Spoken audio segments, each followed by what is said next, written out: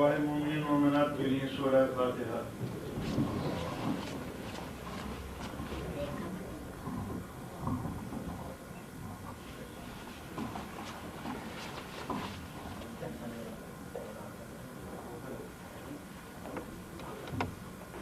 ایک سورہ فاتحہ گزاری کے سید حیدر عباس بن سید اللہ حسین۔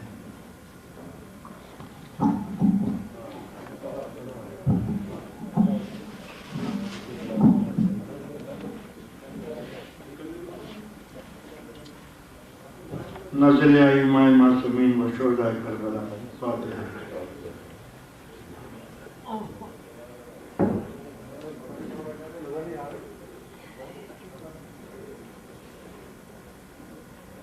اعوذ باللہ من الشیطان اللعین الرجیم، بسم اللہ الرحمن الرحیم، الحمد للہ رب العالمین، والصلاة النبی بالقاسم محمد وآلہ الطیبین الطاہرین المعصومین المسلوبین المنتجبین، ولعنة الله على أعدائهم أجمعين.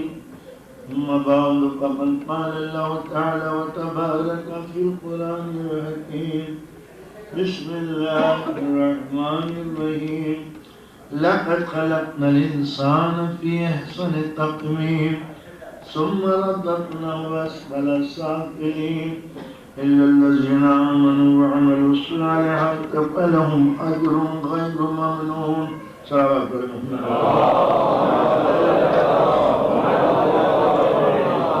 اب تک گفتگو اس منزل تک پہنچ پائی ہے کہ ہر دور میں انسان نے خود اپنے آپ کو سمجھنے کی کوشش کی، اور جیسا زر تھا ویسے ہی انسان اسے نظر آیا۔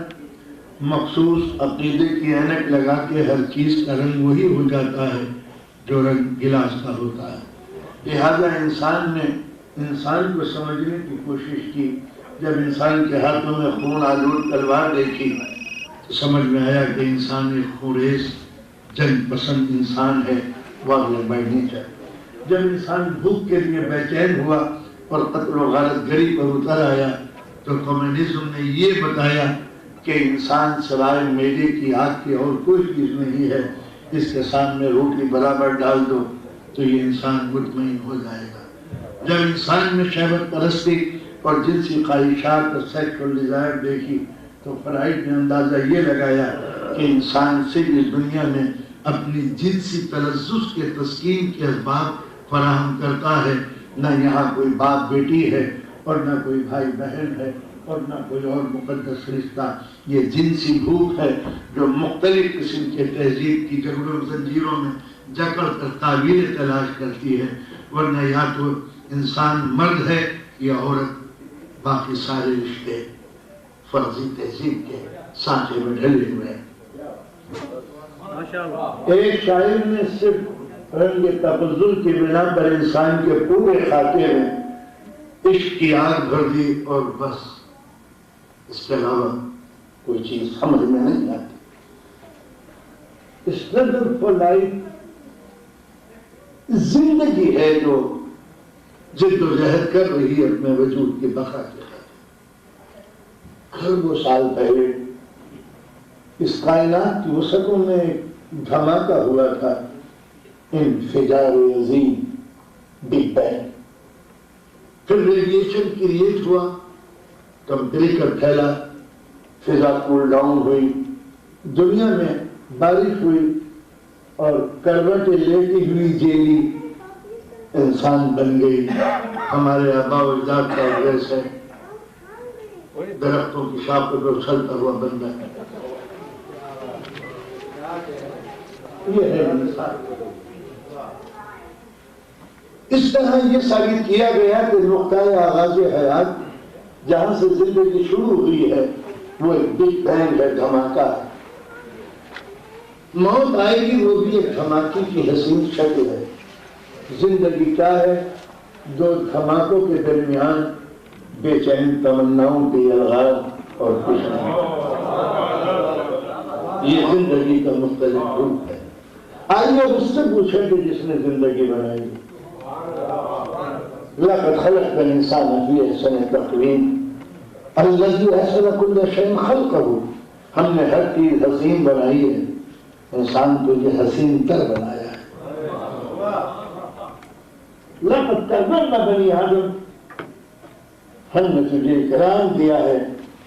کائنات کی کوئی چیز ایسی نہیں ہے جو تجھ سے بڑھ گیا.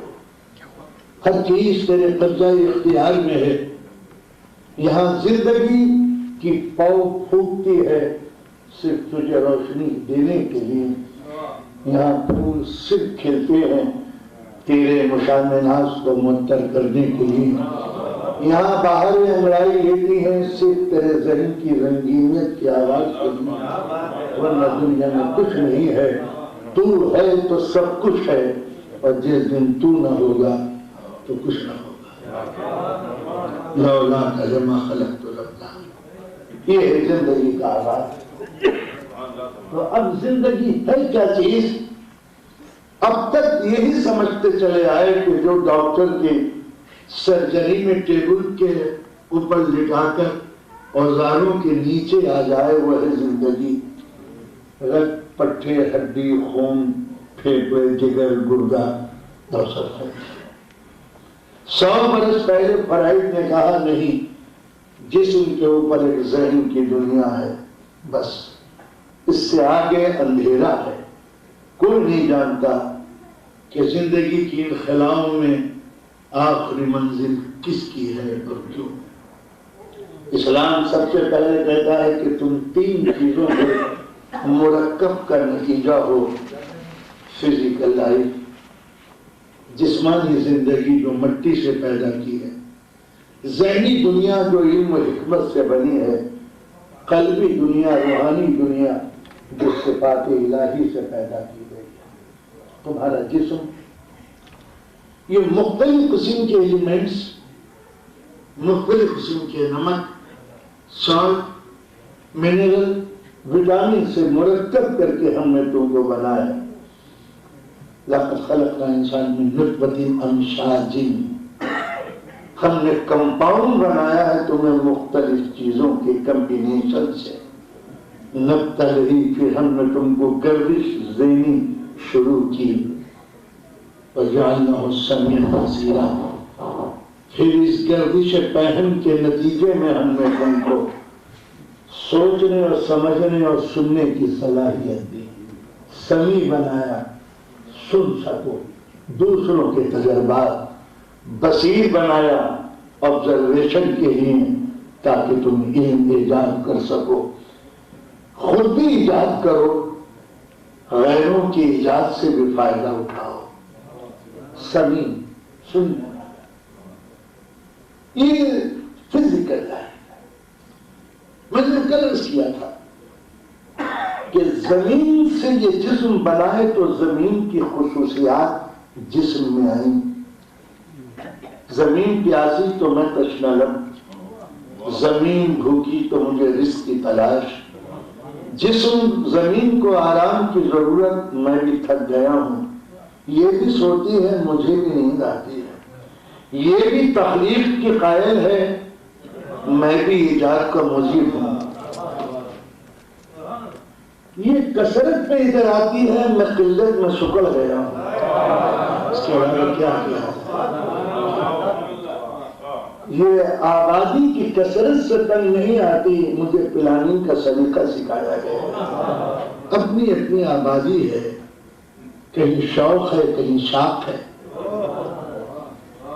یہ تو زندگی کے اندر ڈیزائر پیدا کی گئی for the maintenance of physical life. اگر ڈیزائر نہ ہوتی تو اندر کب آگ ٹھنڈی ہو گئی مجھے کیا معلوم. پانی کی تمنا نہ ہوتی تو کب زندگی کے سوتے سوکھ گئے مجھے کیا خبر ہوگا. نیند نہ آتی میں کیا سمجھتا کہ میرے جو آئنس ہیں، بلڈ آئنس، وہ ٹوٹ گئے ہیں. ان کو اسمبلی کرنے کے لیے پھر مجھے گردے کی فیکٹری کی ضرورت ہے جہاں میں سو کر ٹوٹے ہوئے اجزاء اور مایوس تمناؤں کو درست کر سکوں۔ نیند کیوں آتی ہے؟ کرم ہے اس کا، اس لیے کہ کام کرنے سے جو خون کے ذرے ٹوٹ جاتے ہیں ان کی مرمت کے لیے ایک وقت چاہیے، لہذا قدرت نے لوریاں دے کے سلا دیا تاکہ اگلے دن پھر تم تر و تازہ ہو کے انگڑائی لے کے میدان عمل میں کود سکو۔ ٹینٹنگ پینٹنگ فیکٹری ہماری ہے، اور بھی کچھ سکون کے سامان اللہ نے دیے ہیں۔ غیر ملک میں آئے ہو، گورے گورے لوگ ہیں، تم اپنا کلر لے کے آئے ہو، دن بھر احساس کمتری کا شکار، مقابلے کی تمنا، غیروں کی آنکھیں گھورنی پڑتی ہیں۔ دن بھر میں ٹوٹا ہوا انسان کمپلیکس میں مبتلا ہو گیا۔ اس کو جوڑنے کے لیے گھر کی چار دیواری کی ضرورت تھی جہاں یہ خود کو محفوظ اور سیکیور محسوس کر سکے، اس کو اپنی حکمرانی کا احساس ہو۔ دن بھر غیروں کی آنکھیں دیکھی تھیں، اب کسی اور کا چہرہ دیکھیں، وہاں کا گزرا ہوا یہاں سنورے گا، بشرطے کے گھر کی چاہے دیواری میں سکون کے سامان صحت مند ہوں، اور اگر کہیں وہ بھی ٹوٹے پھوٹے نکلے تو وہ ادھر لٹ گئے، ہم ادھر لٹ گئے۔ اس لیے لِتَسْكُنُوا إِلَيْهَا، ہم نے تمہاری شریک حیات کو اس لیے بنایا تاکہ تم کو سکون مل سکے۔ اب جب سکون ہی بیچ کے ہم نے زندگی پائی ہے تو کیا پریشانی کی بات ہے، پیمنٹ تو کرنا ہی پڑے گا۔ ایک اور چیز ہے، دن بھر کی ناآسودہ تمنائیں انسان کے دماغ کو چاٹ لیتی ہیں۔ ہم گزرے شو روم میں حسین گاڑیاں کھڑی ہوئی تھیں، ہائے کاش ہمارے پاس بھی ایسی ہی ہوتی۔ بنگلے گزر گئے، ہائے کیا ولا ہے، کیا بنگلے ہیں، کیا مکان ہے، کاش ہمارے پاس بھی ہو۔ دن بھر کی حسرتوں نے ذہن کو کھرچ لیا، مایوسی پیدا ہو گئی۔ قدرت نے کہا یہ تو لٹ گیا تمناؤں کے ہاتھوں، اسے سلا دو، اور وہ ساری چیزیں یہ جو دیکھ رہا تھا اس کو حسین دلہن کی طرح خوابوں میں سجا کے پیش کر دو۔ اس طرح دن بھر کی ناآسودہ تمنائیں نہال ہو کر انسان کو نڈھال ہونے سے بچاتی ہیں۔ اس لیے یہ نیند ہے جو ایک نعمت ہے، اس سے ملتے وہ نہیں کیا جا سکتا انکار۔ تو یہ ہے ہماری فزیکل لائف۔ اب ہے ذہن کی دنیا، فکر، سوچ، وچار، تدبر، غور، یہ سب عقل کا کام، مگر عقل بھی ناکارہ ہے اگر یہ 5 سینسز کوآپریٹ نہ کریں۔ نظر نے دیکھ کے خبر کی، کان نے سن کے اطلاع دی، ناک نے سونگا، پہچانتے ہو ہاں بوئے گل ہے۔ اب اسپرے کے دور میں یہ عطر گل سب ختم ہو گیا۔ جگ کے بتایا کہ نمکی ہے یا میٹھا، دماغ نے فیصلہ کیا زیادہ نمک مت کھاؤ، بچے رہو۔ ہاتھ نے چھو کے بتایا کہ کرنٹ ہے، گرم ہے۔ تو یہ 5 دماغ تک، دماغ آنکھ نہیں دیکھتی، دماغ دیکھتا ہے۔ زبان نہیں چلتی، دماغ چلتا ہے۔ کان نہیں سنتے، دماغ سنتا ہے۔ ہاتھ نہیں چھوتا، دماغ چھوتا ہے۔ نظر نہیں دیکھتی، نظر کا کام تو صرف سامنے کی سین کو ریٹینا تک لے جانا ہے، ریٹینا سے سین پھر الیکٹرک وائر کی شکل میں دماغ میں پہنچتا ہے۔ دیکھو آنکھوں سے پہچانو دماغ۔ کبھی کبھی بوڑھوں میں جب مت پیدا ہوتا ہے تو آخر یہ پہچانا آپ نے، ابا جان پہچانا، اب نہیں دیکھا، آنکھیں تو کھلی نہیں ہیں، مگر دماغ کے وہ دریچے بند ہو گئے جو پہچاننے کا احساس رکھتے ہیں۔ کان کے پردے کھلے ہوئے ہیں، بیٹا ذرا ادھر آنا، اب اگر بیٹا اپنی عمر کے تقاضوں سے کہیں کھویا ہوا ہے تو کان کے دریچے تو کھلے ہوئے ہیں، باپ کی آواز دماغ تک نہیں پہنچتی۔ اس لیے سماج میں کوئی خرابی نہیں ہے، توجہات کہیں اور ہیں۔ اسی طریقے سے سن رہے ہیں، خوشبو نظر نہیں آتی، کیا ہوا؟ کیا ناک میں کچھ ریزسٹنس ہے؟ نہیں، دماغ میں کمزوری ہے، بی کمپلیکس کے ٹیبلٹ کھلاؤ تاکہ وہ حصہ کچھ مضبوط بنے جو سنتا ہے، ورنہ ایسی سماج نظرہ ہو گیا، ذائقہ نہیں معلوم ہوتا، کھرچنے سے ذائقے کی تمیز نہیں ہوتی۔ اسی طریقے سے ہاتھ ہے، ادھر ہاتھ آنکھ پر پہنچا، لاکھوں کلومیٹر پر سیکنڈ کی رفتار سے دماغ تک خبر گئی، کیا چیز ہے؟ دماغ کا ہاتھ نہ اتنی جلدی ہدایت کرتا ہے ہاتھ کہ دیر کر دے تو جل جائے۔ کم سے کم انسان اتنا تو مطیع ہو جتنا میرا بدن دماغ کا مطیع ہو۔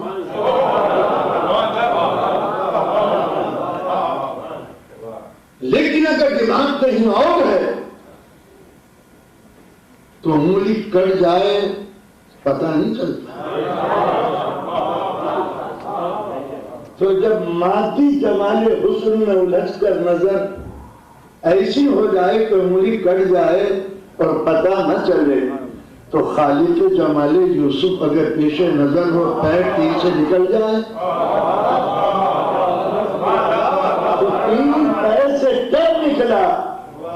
نہ عبادت گزار کو خبر، الدہن نے کب انگوٹھا چبا لیا، زین العابدین کو کیا خبر، کب سر تن سے جدا ہو گیا، سید الشہداء کو کیا خبر۔ یہ ہے ذہن کی توجہات، یہ ہے۔ تو یہ 5 قوتیں دماغ تک انسان کی خبر پہنچاتی ہیں تو دماغ فیصلہ کرتا ہے۔ اب اگر کوئی کنجوس بنانے والا یہ سوچے کہ ہم کیوں کانوں کا احسان لیں، کیوں نظر کا صدقہ ہے، کیوں ناک کی خدمت لیں ڈائریکٹ، کیوں نہ دائران تک، تو اس چھوٹے سے نظام میں دماغ بھی ڈائریکٹ سننے کے موڈ میں نہیں ہے جب تک وسیلے کے ذریعے نہ ہو۔ چھوٹے سے جسم کے بغیر 5 کے کام نہیں بنتا، تو اس کائنات کے نظام میں بغیر 5 کے کیسے کام بنتا؟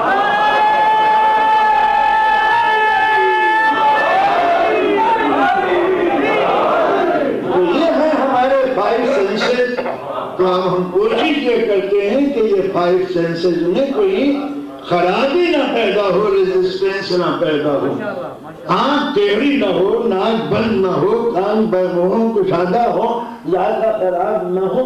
جب نارمل ہو تو صحیح خبر جائے گی، اب نارمل ہو تو خبر نہیں پہنچے گی۔ کبھی کبھی تیرچھی آنکھیں دیکھتی قدر ہے، خطاب کہیں جاتی ہے، بھائی صاحب ذرا میرا ٹکٹ بنائیے، تو وہ تو دیکھ رہے تھے مجھے، مگر جب میں نے کہا تو 90 ڈگری ہو گئے۔ پتہ یہ چلا کہ ان کا اینگل جو تھا وہ کچھ ڈسٹرب تھا آنکھ کا، تو عموماً ایسا ہوتا ہے۔ تو اسی طریقے سے ہم یہ چاہتے ہیں کہ جو ہمارے سینس ہیں ان میں خرابی نہ پیدا ہو، بے عیب ہو، خطا سے پاک، بیماریوں سے دور، رزق سے پاک و پاکیزہ۔ تو جب جسم میں سینس پاک ہوں تو قدرت اگر اپنے معصومین کو پاک ہونے کے لیے کہے کہ یہ پاک ہے، ہر قسم کے رجسٹنٹ سے دور، تو اس میں حیرت کیا ہوتا ہے۔ تو اب انفارمیشن دماغ کے تحت جانی چاہیے۔ غلط انفارمیشن اگر غلط گئی تو ذہن تو ویسے ہی تصویر بنے گی، اس لیے کہ ان سب کا نظام کنیکٹڈ ہے، الگ الگ دنیا میں۔ جو کھائیے گا اس کا اثر ذہن پہ پڑے گا 2 قسم سے، ایک یا تو وہ چیز پوائزنس ہوگی جو جسم کو نقصان دے گی، حرام، یا وہ چیز ذہن کو نقصان دے گی، حرام، یا وہ چیز دل کی دنیا کے لیے مضر ہے، حرام۔ دنیا صرف فزیکل ہیٹ کو دیکھتی ہے کہ یہ صحیح ہے، پائزنس ہے، یہ کھا لو. شریعت جسم سے ہٹ کے ذہن کو دیکھتی ہے. اس کا اثر ذہن پہ کیا پڑتا ہے دیکھنے میں وہ فٹ ہے، فیکٹر نہیں، پائزنس نہیں، لیکن ذہن کی دنیا کو سمجھنے کے لیے سائنس کے پاس دوربین نہیں. اور یہ اتنا اثر ہے کہ شریعت نے کہا کہ اگر ذہن کو زندہ رکھنا ہے تو میدے میں غلط چیز نہ جانے پائے. اب پڑھے لکھے کی سمجھ میں نہیں آتا کہ ذہن کی دنیا سے اور میدے کے نظام میں کیا فرق ہے، کیونکہ وہ دنیا کو دیکھتا ہے اور دنیا کی عینت سے بشر کو دیکھتا ہے. تو کوئی بھی کھا لو، ہمبرگر کھا لو، چاول کھا لو، اس کے اندر کوئی پریشانی کی بات نہیں ہے. لیکن اس بات کا کیا سوال ہے، لہٰذا ہر وہ چیز جو مل جائے اور گرم گرم خوشبو آ رہی ہو، کھانے میں کوئی پریشانی کی بات نہیں ہے. اس کے اندر جانور ہم گاؤں کے رہنے والے ہیں، کون نہیں جانتا کہ ہم دیہاتی ہیں. ہمارے پاس ایک ٹریکٹر ہے، اس میں جب تیل کی ضرورت پڑتی ہے تو کہیں بھی سڑک پر لالا کی دکان سے لے لیتے ہیں. لیکن جب بیٹے اپنی گاڑی میں آتے ہیں، ہاں یہ تیل نہیں لیں گے، یہ خراب ہے، ہماری گاڑی اچھی ہے، ٹریکٹر میں کچھ بھی ڈال دو. تو جتنا موٹر سوفیسٹیکیٹڈ ہوتی چلی جائے اتنے ہی پیٹرول کو ریفائن ہونا چاہیے. ہمارے یہاں انڈیا میں جو چھوٹی چھوٹی گاڑیاں ایمبیسیڈر ماروتی کہیں کا بھی ہم پیٹرول ڈال لیتے ہیں، لیکن اگر کسی کی مرسڈیز آ گئی دوست کی، یہاں سے نہیں، شہر سے، دہلی سے، فلاں اسٹیشن پہ وہ پیور ملتا ہے. معلوم ہوا کہ مشین قیمتی ہو گئی تو غذا بھی قیمتی. اب ہمیں ضرورت پڑی کہ ہم انجن لیں. جب انجن کی ضرورت ایئرپلین لے جہاز کے لیے تو ظاہر ہے کہ بوئنگ 777 کے لیے وہ پیٹرول کی ضرورت نہیں پڑے گی جو دہلی کے سڑکوں میں ملتا ہے. اس کے لیے موسٹ ریفائن، اور کمکر کے لیے فرانس کے، اور ذرا قیمتی. تو جب مشین قیمتی ہوتی چلی جاتی ہے تو غذا بھی قیمتی ہوتی چلی جاتی ہے. اب اگر انسان کا ذہن بھینس کا میدا ہے تو دو چاہے ڈال دو، کیا پریشانی کی بات ہے. لیکن اگر ذہن قیمتی ہے تو جتنا قیمتی ہوتا چلا جائے گا غذا میں احتیاط ضروری ہوتی چلی جائے گی. ذکر ہو زندگی کا تو جانور کی غذا اور ہونی چاہیے، انسان کی غذا اور جب ذکر ہو انسانی غذا کا تو انسان کی غذا اور ہونی چاہیے، مسلمان کی غذا اور جب غذاؤں کا ذکر ہو مسلمان کی تو مومن کی غذا اور ہونی چاہیے، مسلمان کی غذا اور جب مومنین کی بزم ہو تو امیر المومنین کی غذا اور ہونی چاہیے، مومن کی غذا. آپ نے مجھے فرمایا کہ جتنی ذہن قیمتی ہوتا چلا جائے گا غذاؤں پر اتنی ہی احتیاط ہوتی چلی جائے گی. تو جسم کی غذا کچھ اور ہو سکتی ہے مگر اس کا اثر دماغ پہ کیا پڑے گا کوئی نہیں جانتا، شریعت جانتی. کچھ چیزیں دماغ کے لیے بھی مضر نہیں ہوں گی، جسم کے لیے مضر بھی نہیں ہوں گی. وہ جو ایکس رے مشین ہے اس کے اندر غذا ڈال دو، ریڈ لائٹ اگر نہیں جمتی ہے، پیٹ کی آواز نہیں آتی تو گزر جانے دو، مگر حکومت ابھی دل کی دنیا باقی ہے. ہو سکتا ہے جو غذا جسم نے پاس کی ہو، جو دماغ نے پاس کی ہو، قلب کی دنیا اس کو پاس نہیں کرتی جبکہ وہ حلال ہے. حلال بہت سی چیزیں حلال ایسی ہیں کہ جس کے اندر کوئی انفیکشن نہیں ہوتا، لیکن دل کی دنیا کے لیے وہ انتہائی مضر ہے. ایک انسان نے محنت و مشقت کر کے پسینے میں ڈوب کے ایپل خریدے، ایک نے بڑپن میں سے کسی نے نکال کے ایپل خریدے. ایپل دونوں ہیں، دونوں کے ذات ایک، وٹامن ایک، پراپرٹیز ایک، دماغ بھی صحت مند ہو سکتا ہے، جسم بھی اچھا ہوگا، مگر دل کی دنیا کے لیے حرام غذا اس کو بیمار کر دے گی. تو لہذا اسلام جن چیزوں کی اجازت دیتا ہے وہ تینوں چینل سے نکال کے، جسم کیا کہتا ہے، ذہن کیا کہتا ہے، دل کیا کہتا ہے. تو لہذا ہمارے حرام اور حلال کا امتیاز لذت پہ نہیں ہے، ضرورت پر ہے. آپ کو کس چیز کی ضرورت پڑے گی. تو لہذا میں نے اب تک عرض کیا کہ فزیکل پرفیکشن، کہ جسم کو کامل بنائیے، ایکسرسائز کیجیے، لیزی مت بنیے، ناکارہ مت بنیے، سست مت بنیے، گھر میں اندر وقت مت گزاریے، اپنے جسم کو ایکٹیو بنائیے، ایکسرسائز کیجیے، غذاؤں میں بیلنس فوڈ شریعت کے حکم کے مطابق۔ ہمارے یہاں بیلنس نام کی کوئی چیز ہے نہیں، کیونکہ ہم خود انبیلنس ہیں۔ تو ہماری کوئی چیز سسٹم اور ڈسپلن تو ہمارے یہاں ہے نہیں۔ جب گوشت کو ہوں گے تو گوشت ہی کھائے چلے گئے، کوئی بھی کچھ اللہ نے رزق بنایا ہے تمہارے لیے، جب تک بیمار نہ پڑ جائیں، جب تک ہم باز نہیں آتے۔ حالانکہ چھوٹی سی بات، بہت سے آدمی گزارا ہم گوشت نہیں کھائیں گے، ارے بھی تم نہیں کھاؤ گے، بہت ضروری ہے تمہارے لیے، یعنی نہیں ہے تو آدمی ظالم بنتا ہے۔ مگر تمہارے منہ میں کتنے دانت ہیں؟ 30 یا 32 جیسے بھی ہوتے ہیں، اس میں گوشت کھانے کے بھی دانت ہے یا نہیں؟ کہا ہاں 4 ہیں، اور باقی کہا باقی چبانے کے لیے۔ تو معلوم ہوا کہ 30 میں 4 دن گوشت کھا سکتے ہیں۔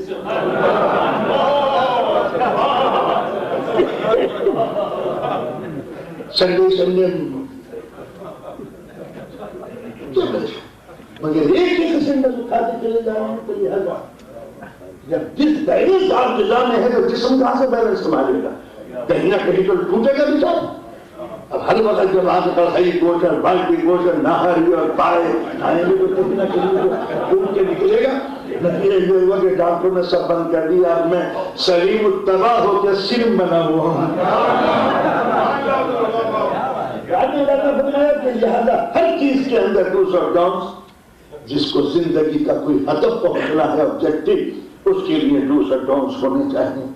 تو لہذا فزیکل پرفیکشن، مینٹل پرفیکشن، جسم بیمار ہو جاتا ہے اجزاء کی کمی سے اور ذہن بیمار ہو جاتا ہے علم کی کمی سے۔ جب یہ جاہل ہوگا، کمپلیکس میں مبتلا ہوگا، الٹریسی کمپلیکس۔ اگر کوئی جاہل ہے، اس کو احساس ہے کہ میں جاہل ہوں، تو خطرہ نہیں ہے، جاہل علم سیکھ لے گا۔ لیکن جو جاہل ہو، یہ سمجھتا ہو کہ میں بہت بڑا عالم ہوں، وہ رسول اللہ کو پڑھانے کی کوشش کرتا ہے۔ جی ہاں ہاں بالکل، رسول اللہ کو پڑھانے کی کوشش کرتے ہیں۔ کہا یہ آیت نہیں آئی، اب اس سے متعلق آیت نہ بولی۔ مسلمانوں کی عقیدے کی کتاب کہتی ہے کہ 16 جگہ حضور نے رسول اللہ کو چیلنج کیا، اور بیچارہ رسول تھک گیا، وہی نے فیصلہ کیا ان کیا کہ وہ رائٹ ہے۔ آپ نے محسوس کیا تو جب الٹریسی کمپلیکس اتنا پہنچ جائے کہ عقل کل کو اور اسٹینڈرڈ کو جب چیلنج کرنے لگے، تو وہ ذہنی مفلس ہے بیچارہ، رحم کے خالی ہے۔ یہ ہمیشہ فیکٹس کے خلاف بولتا ہے۔ ہر دور کے اندر سماج میں، سوسائٹی میں ایسے افراد ہوتے ہیں جو ہوتے ہیں جاہل، مگر پبلک کے اندر فوس فور سے بولتے ہیں۔ عرب کا بدو بیچارہ، وہ کیا جانے علم کیا ہے، تو وہ کہتا ہے یہ رسول اللہ تو اپنا ہے ہی رسول، مگر یہ جو بولتا ہے نا، کیا بولتا ہے، اور رسول اللہ کو چپ کر دیا۔ یہ کہہ رہا تھا کہ یہ حلال ہے، یہ حرام تمہارا حلال، ہمارا حرام، ہمارا حرام تمہارا حلال۔ تو جو موم ہوتا ہے اس کے پاس کبھی عقل نہیں ہوا کرتی۔ موت، اب موت سن لیجیے، آپ کی موت سے ذہنی پریشانیاں خود بخود دور ہو جائیں گی۔ سوشالوجی میں نارمل اگر کوئی سوسائٹی ہے اور 100 آدمی کو آپ چنیں، 100 نارمل سوسائٹی، 100 میں 60% ہوتے ہیں موم، عوام الناس، دل دارن و دماغ نہ دارن۔ اس موت کے پاس دل ہوتا ہے، دماغ نہیں ہوا کرتا۔ یہ ہے ان لوگوں میں 60%، اب ہو گیا 40%۔ 40% میں 35% رانگ ڈوئر ہوتے ہیں، آندھی کھوپڑی، کبھی سیدھی بات نہیں کرتے، ہمیشہ غلط الٹی سیدھی۔ 35% 5% ہوتے ہیں رائٹ ڈوئر، رائٹ تھنکر، یہ ہمیشہ سیدھی سچی بات کہتے ہیں، انالائز کی۔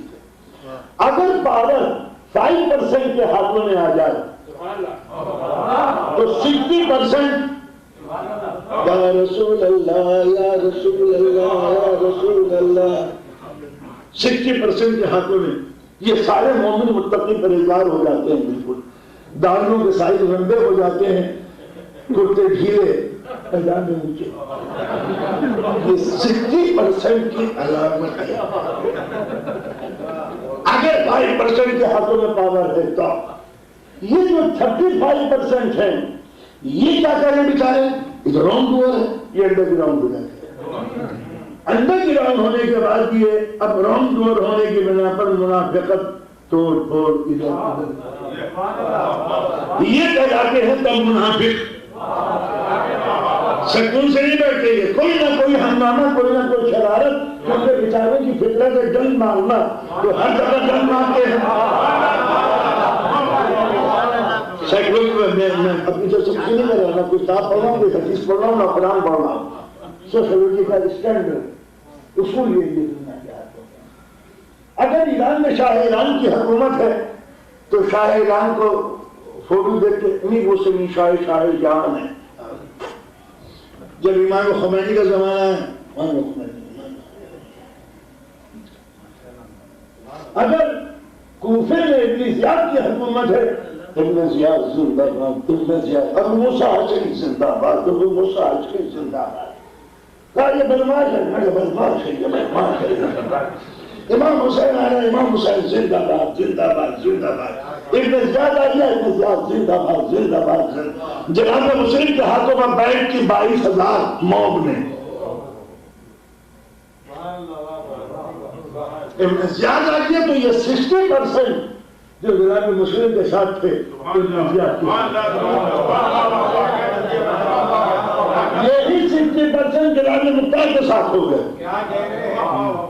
یہی 60% پھر بات طور پر ملک کے ساتھ ہوگا، مختار کے خلاف ہوگا. یہ ہوتا ہے موت، اس کے اوپر کوئی بھروسہ نہیں کیا جا سکتا. تو اب اگر پاور 35% کے ہاتھوں میں آ گیا تو یہ 5% خاموشی سے گھر کا دروازہ بند کر کے بیٹھ جاتے ہیں. اب تعمیر قوم میں لگ جاتے ہیں، قرآن کی کتابیں شروع ہو جاتی ہیں، علم کے دروازے کھلنے لگتے ہیں. 5% کا جو رونگ ڈور نہیں ہوتے وہ سلطنت سے کوئی سروکار نہیں رکھتے، سلطنت کے بھوکے نہیں ہوتے، دولت کے پجاری نہیں ہوتے. دولت مجبور ہو کر ان کے جلے ہوئے دروازے پہ آ کے بھیک مانگتی ہے.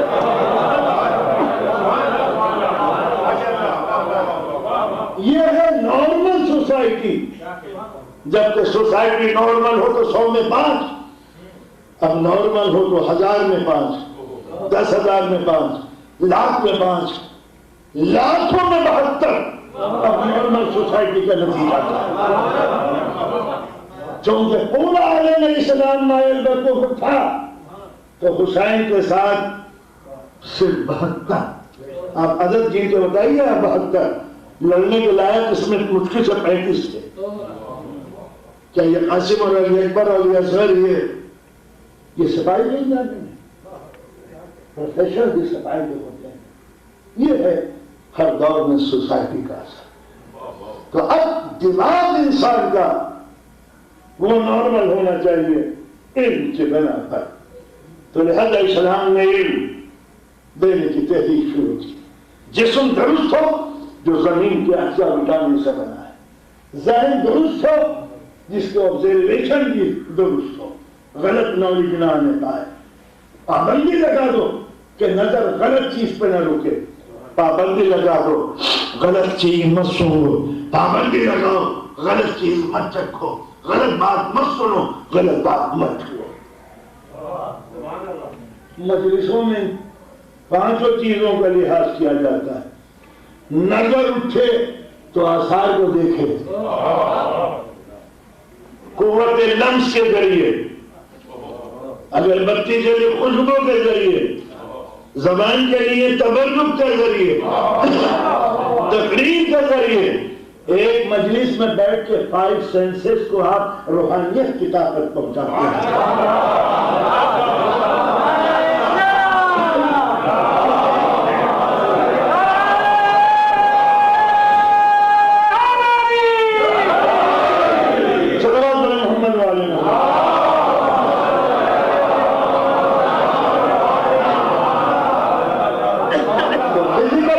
perfection for physical peace. Mental perfection for physical peace. Spiritual perfection, spiritual peace. ان تینوں چیزوں میں جب سکون ہوگا تب انسان نفس مطمئن بنے. تو جسم زمین کے اجزاء سے، ذہن علم و حکمت سے، قلب یہ قلب نہیں، ڈانٹنے والا قلب نہیں. قلب کس کو قرآن نے کہا ہے ایک الگ ڈیٹیل ہے. کبھی قرآن نے نفس کہہ کے پکارا کہ جس میں صفات الہیہ ہیں. میں پھر کہہ رہا ہوں جسم زمین کے اجزاء سے، ذہن علم کے اجزاء سے، نفس انسان صفات الہی سے. وہ کریم ہے، مجھ میں کرم آیا. وہ رحیم ہے، مجھ میں رحم آیا. وہ ستار ہے، عیب چھپانے کا چشمہ مجھ میں آیا. وہ رازق ہے، کھلانے سے میں بھی خوش ہوا. وہ خالق ہے، کنسٹرکشن کا مجھے ذوق ہے. بچے کھیلتے ہیں ڈرائنگ سے، یہ انسٹنکٹ ہے. ستاریت، ربوبیت پالنا، لکڑا کرنا، کسی چیز کو ہدف اور آبجیکٹو پہ پہنچانا، مجھ میں پیرنٹل انسٹنکٹ ہے. تو اب یہ جتنی بھی صفات ہیں یہ کہلاتی ہیں جبلت. نئی عربی میں، قرآن میں نہیں. قرآن کی زبان میں اس کو کہتے ہیں فطرت. فطرت یہ ہے وہ انسٹنکٹ جو فرائی کی سمجھ میں نہیں آئی کہ یہ انسٹنکٹ آئی کہاں سے. فرائی کس انسٹنکٹ کا ذکر کرتا ہے؟ وہ اینیمل فزیکل لائف ہے، اسپرچل لائف نہیں. میں نے ذکر کیا تھا سیکس جانور میں ہے مجھ میں، نیند جانور میں ہے مجھ میں، تھکن جانور میں ہے مجھ میں، بھوک پیاس جانور میں بھی ہے مجھ میں. اسے ہوتا کہ انسان جانور ہے، بے وقوفی کی بات ہے. ذہن کی دنیا کو کہاں لے جاؤ، دل کی دنیا کو کہاں لے جاؤ گے؟ اب اس کی سمجھ میں نہ دل آیا نہ ذہن آیا. اب یہ انسٹنکٹ آئی کہاں سے؟ وہ سویتہ وہ نفخت فی روحی وقول ساجدین. ایک بڑی تو جب میں اسے بیلنس کروں، بیلنس پروپورشنل تسویہ، وہ سویتہ تناسب بخشوں میں. تناسب کیا؟ نہ کان چھوٹے نہ بڑے، نہ ناک چھوٹی نہ بڑی، نہ ہاتھ لمبے نہ چھوٹے، بد کی طرح. یہ تناسب اتنا حسین اللہ نے بنایا ہے کہ اس سے بڑھ کے کوئی بیلنس عالم امکان میں سوچ نہیں سکتا. یہ سوچیے، یہ آنکھ یہاں ہے، ذرا کہیں اور پھر کیجیے، تھوڑی دیر کے لیے، اصل میں تھوڑی سی دیر.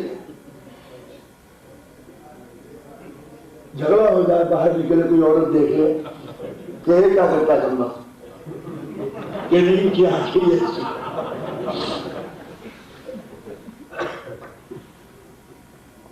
ذرا سا پیر میں لنگ پیدا ہوا، شریلا تماشا بن گیا. آنکھیں بیکار ہو گئی، کچھ اور پھر کر کے بند لگا کے دیکھی.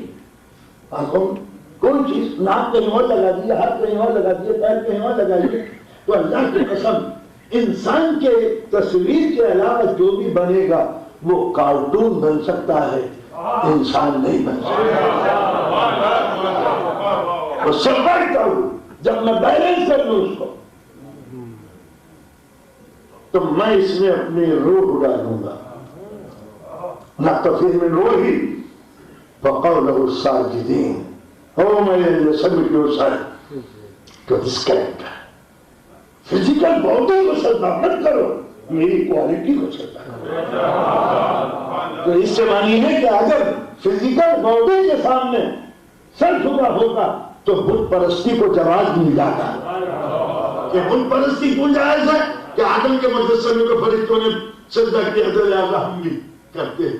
جب میں اپنی صفت ڈال دوں تو اب اس صفت کو انسان کو قدرت نے دیا جب وہ جا رہا تھا. اب ذرا سمجھ کے بیٹھے جب وہ جا رہا تھا تو اس کی روح کے اندر اس نے اقرار لیا اس کوالٹیز سے، الست ربکم قالوا بلی، ہاں ہاں ہم مانتے ہیں کہ تو رب ہے۔ الم اعہد الیکم یا بنی آدم الا تعبدوا الشیطان انہ لکم عدو مبین واعبدونی ھذا صراط مستقیم۔ ایک اولاد آدم کیا جس سے ہم نے یہ ایگریمنٹ نہیں لیا تھا کہ تو دنیا میں جانے کے بعد صرف میری عبادت کرے گا، میری اطاعت کرے گا، شیطان کے چکر میں نہیں پھنسے گا، یہی صراط مستقیم ہے جس کی تو نے ہم سے کبھی تمنا کی تھی۔ تو اب کوئی ایگریمنٹ ہے اس جسم کے اندر کہیں اللہ کا لکھا ہوا، تم یا بنی آدم، کیا تمہارا ہمارا ایگریمنٹ نہیں تھا کہ تم دنیا میں جانے کے بعد شیطان کی عبادت نہیں کرو گے؟ ہم سے یہ سوال کیا جاتا ہے کہ وہ ایگریمنٹ تو ہمیں یاد نہیں ہے، ہم بھول گئے۔ میں نے کہا قرآن مجید نے یہ بھی کہا تھا کہ تجھے بھولنے کی عادت ہے۔ اولم یروا انسان انا خلقنا من نطفة فهو خصیب مبین وضرب لنا مثلا ونسي خلقه۔ ایک انسان ہم نے جس پروسیس سے بنایا، اولم یروا انسان انا خلقناه من نطفة، ہم نے جس چیز سے تجھ کو بنایا تھا اس کا سائڈ افیکٹ یہ ہے کہ تو بھڑک اٹھے گا غصے میں، اس پروسیس سے، اس ایلیمنٹ سے، اس طریقہ کار سے اس کا اثر یہ نکلے گا کہ تو بھڑک جائے گا۔ یعنی تخلیق کے بنا پر یہ نہیں بھڑکے گا۔ اللہ نے اسے غصے پر نہیں بنایا تھا، اللہ نے بنایا تھا اس ذریعے سے، اس کا سائڈ افیکٹ ہے غصہ۔ وَنَسِيَ خَلْقَهُ، یہ اپنی اوقات کو بھول گیا، یہ بھول گیا کہ کیسے ہم نے بنایا تھا، اس کو یاد کرنا چاہیے تھا۔ وَنَسِيَ خَلْقَهُ، یہ بھول گیا، تو اس کے معنی ہے کہ بھولنا بشر کی عادت ہے۔ یہ بھول اب وہ ایگریمنٹ اس نے ہم سے لیا تھا، ہم دنیا میں آ کے بھول گئے۔ کیوں؟ کہ وہ ایگریمنٹ تھا ہمارے سب کانشس میں، جسم میں تمنائیں ہیں کانشس، زُيِّنَ لِلنَّاسِ حُبُّ الشَّهْوَاتِ مِنَ النِّسَاءِ وَالْبَنِينَ وَالْقَنَاطِيرِ الْمُقَنطَرَةِ، ہم نے انسان کے اندر خواہشیں رکھی شریک حیات کی۔ زُيِّنَ لِلنَّاسِ حُبُّ الشَّهْوَاتِ مِنَ النِّسَاءِ، فرائی کو معلوم ہونا چاہیے ہر عورت میں نہیں، من النساء کچھ، وہ کہتا ہے ہر رشتہ اعتبار کے قابل نہیں۔ تو زُيِّنَ لِلنَّاسِ حُبُّ الشَّهْوَاتِ مِنَ النِّسَاءِ وَالْبَنِينَ وَالْقَنَاطِيرِ الْمُقَنطَرَةِ وَالذَّهَبِ وَالْفِضَّةِ، ہم نے انسان میں سیکشوئل ڈیزائر، اولاد کی تمنا، سونے اور چاندی کے ڈھیر، سجے ہوئے گھوڑے، لہلاتی ہوئی سبزیاں اور فارم ہاؤس سے دلچسپی، والحرث والانعام، جانوروں کو پالنا، کھیتی باڑی کرنا، دولت اکٹھی کرنا، سجے ہوئے گھوڑے، پیاری سجتی ہوئی سڑکوں کے اوپر پھسلتی ہوئی حسین گاڑیاں، یہ تمہارے اندر ڈیزائر ہم نے پیدا کی۔ یہ نہیں کہا کہ تم پیدل چلو، سجے ہوئے گھوڑے تمہاری تمنا ہے، اوکے۔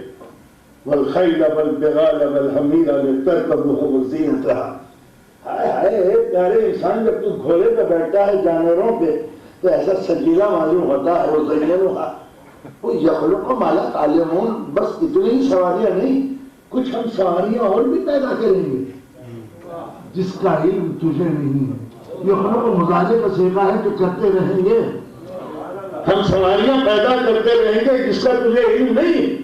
تو اس سے معنی کہ قدرت چاہتی ہے کہ ہمارے سجے ہوئی گاڑیاں ہوں، حضور کے زمانے میں سجے ہوئے پیارے گھوڑے ہوں، سوائے علی کے، علی کا گھوڑا بیچارہ دبلا پتلا تھا، یہ جو دلدل اتنا موٹا بنا دیا، یہ جو انیس نے ادب کے جنگل کی گھاس کھلا کھلا کے دلدل کو موٹا کیا ہے، ورنہ علی کا گھوڑا تو دبلا پتلا تھا، وہ کہ علی تم جیسے سہولت کے لیے یہ پرانا یہ عجیب سا گھوڑا ہے کہ ذرا دھولا بدلا تگڑا سے رکھو، نہ مجھے ضرورت کیا ہے؟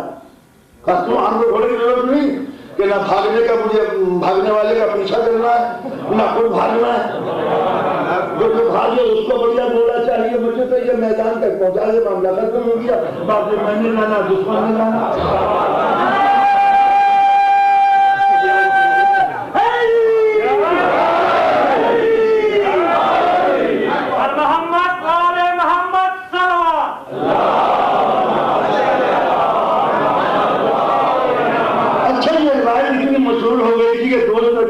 بھی جانتے تھے کہ علی کبھی کسی کا پیچھا نہیں کرتے۔ ایک مرتبہ جنگ ہو رہی تھی، علی نے ایک مرتبہ تلوار اٹھائی، وہ بھاگ گیا، جو بھاگا تو علی پیچھے میں لگا۔ ایک صاحب کو وہیں کھڑے ہوئے تو ان کو موقع مل گیا کہ آج اسکور بنانا ہی ہے، یہ بھاگ رہا ہے، کمبل اس کے پیچھے دوڑا کے گھوڑا، انہوں نے پیچھے دوڑا دیا۔ اس نے گھوڑے کی تابوت کی آواز سمجھی، وہ سمجھے علی آ رہے ہیں، وہ اور بھاگا، وہ اور بھاگتے بھاگتے بھاگتے اللہ علی تو کسی بھاگے ہوئے کا پیچھا نہیں کرتے، یہ آج علی کو کیا ہو گیا ہے؟ تو اس نے سوچا کہ روک کے علی سے میں پوچھوں، اے علی مجھ پاپی نے کیا عیب کیا ہے جو اب میرے پیچھے پڑ گئے ہیں؟ میں تو بھاگ رہا ہوں بالکل۔ اب اس نے گھوڑا دے کے پلٹ کے پوچھا تو علی نہیں ہے، دوسرے صاحب ہیں، دوسرے صاحب کو تو آپ پہچانتے ہی ہیں۔ اچھا ہم جب NCC میں ٹریننگ کر رہے تھے ملٹری کی تو ہمیں گزارا اباؤٹ ٹرن، کوئی مان تو کوئی مان کے بعد اباؤٹ ٹرن یعنی پیچھے پلٹ جاؤ۔ اب جو وہ اباؤٹ ٹرن ہوا تو قیامت آ گئی، کبھی وہ آگے چل کے پیچھے جب وہ آگے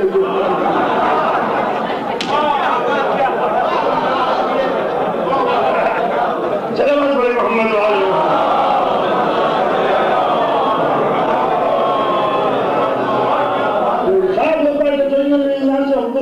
النساء والبنين والقناطير المقنطرة من الذهب والفضة والخيل المصفمة والحرث والنسل۔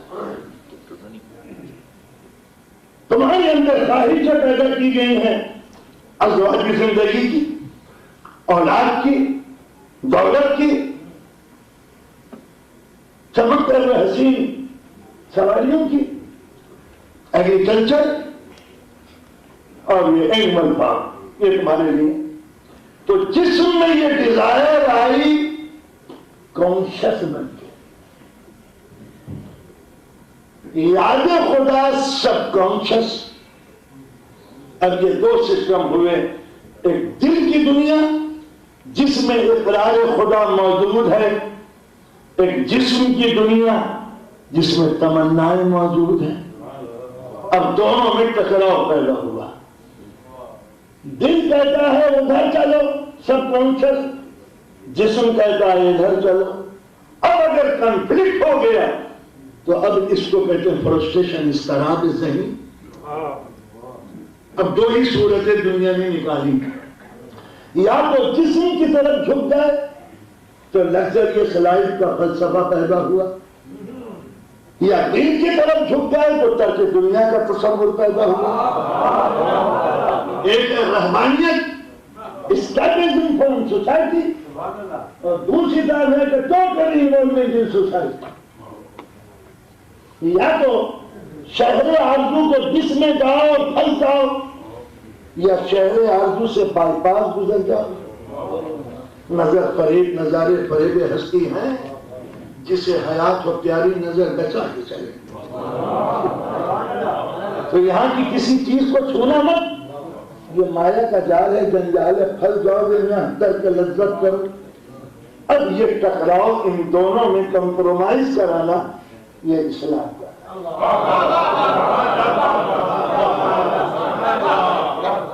ابھی مجھے یاد نہیں رہا مگر میرے پاس ثبوت موجود ہے کہ نیا ریڈر ڈائجسٹ میں پچھلے سال 11 تاریخ اکتوبر کی نومبر کی مجھے یاد نہیں، میرے پاس اس کی فوٹو کاپی ہے، پچھلے سال ایک عجیب و غریب آرٹیکل چھپا ریڈر ڈائجسٹ میں کہ انسان کے جسم میں لیفٹ سائڈ دماغ کے حصے میں ایک ایسا زون ہے کہ جو انسان کو عبادتوں کی طرف راغب کرتا رہتا ہے۔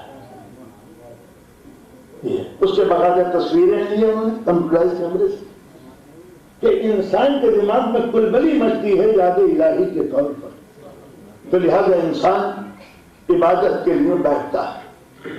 جب انسان عبادت کے لیے بیٹھتا ہے تو سرکولیشن آف بلڈ دماغ کے اس حصے میں زیادہ گردش کرنے لگتا ہے، تو اویئرنیس بڑھ جاتی ہے چاروں طرف کی سراؤنڈنگ انسان کے دماغ میں۔ لیکن جب زیادہ پیک پہ عبادت پہنچتی ہے تو سرکولیشن آف بلڈ دماغ کے حصے میں رک جاتا ہے اور اویئرنیس غائب ہو جاتی ہے، پھر انسان کسی اور دنیا میں پہنچ جاتا ہے۔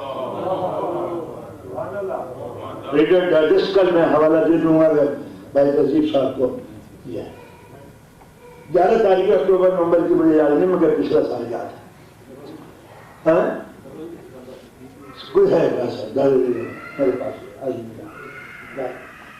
تو بات میں اندازہ لگایا آج کی دنیا نے ہر قسم کے دماغ کے فوٹو لینے کے بعد بتا دیا یاد الہی سے پہلے یاد الہی کے اندر انوالو ہو گیا اور نقطۂ کمال آخر پہ پہنچ گیا۔ یہ کہتا ہے سائنٹسٹ کہ جب یاد الہی میں انسان لیتا ہے تو اویئرنیس چاروں طرف بڑھ جاتی ہے۔ میں اس کا قائل ہوں، اس لیے کہ میری جب کوئی چیز کھو جاتی ہے تو میں 2 رکعت نماز پڑھتا ہوں کہ ساری بھولی ہوئی باتیں مجھے نماز میں یاد آنے لگتی ہیں۔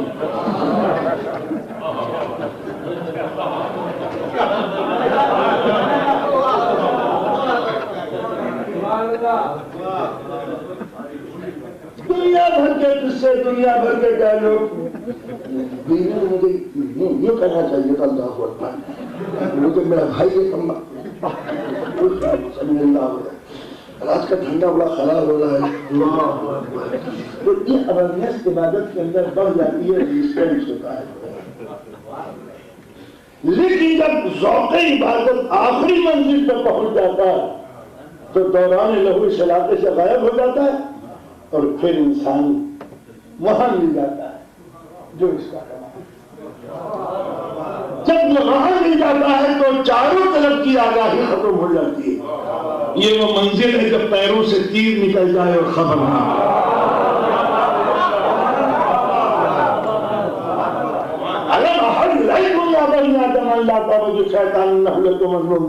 کیا میں تجھ سے ایگریمنٹ نہیں کیا تھا؟ کیا میں تمہارا رب نہیں ہوں؟ خالی بلا جب روح نے یہ کہہ دیا کہ ہاں تو میرا رب ہے تو یہ سب کانشس میں آیا۔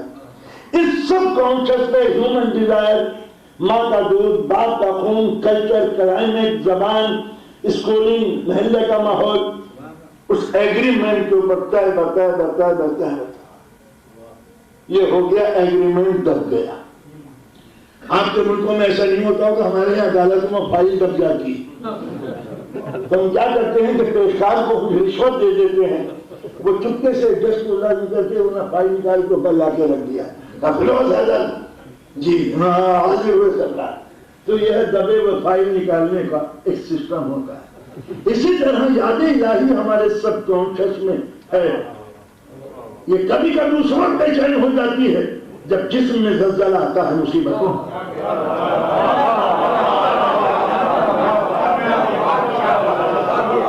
جب ڈر و خوف طاری ہو جاتا ہے، میں مارا بچانا اللہ اللہ اللہ اللہ اللہ، اور فرشتے کہتے ہیں اللہ یہی تو ہے بڑے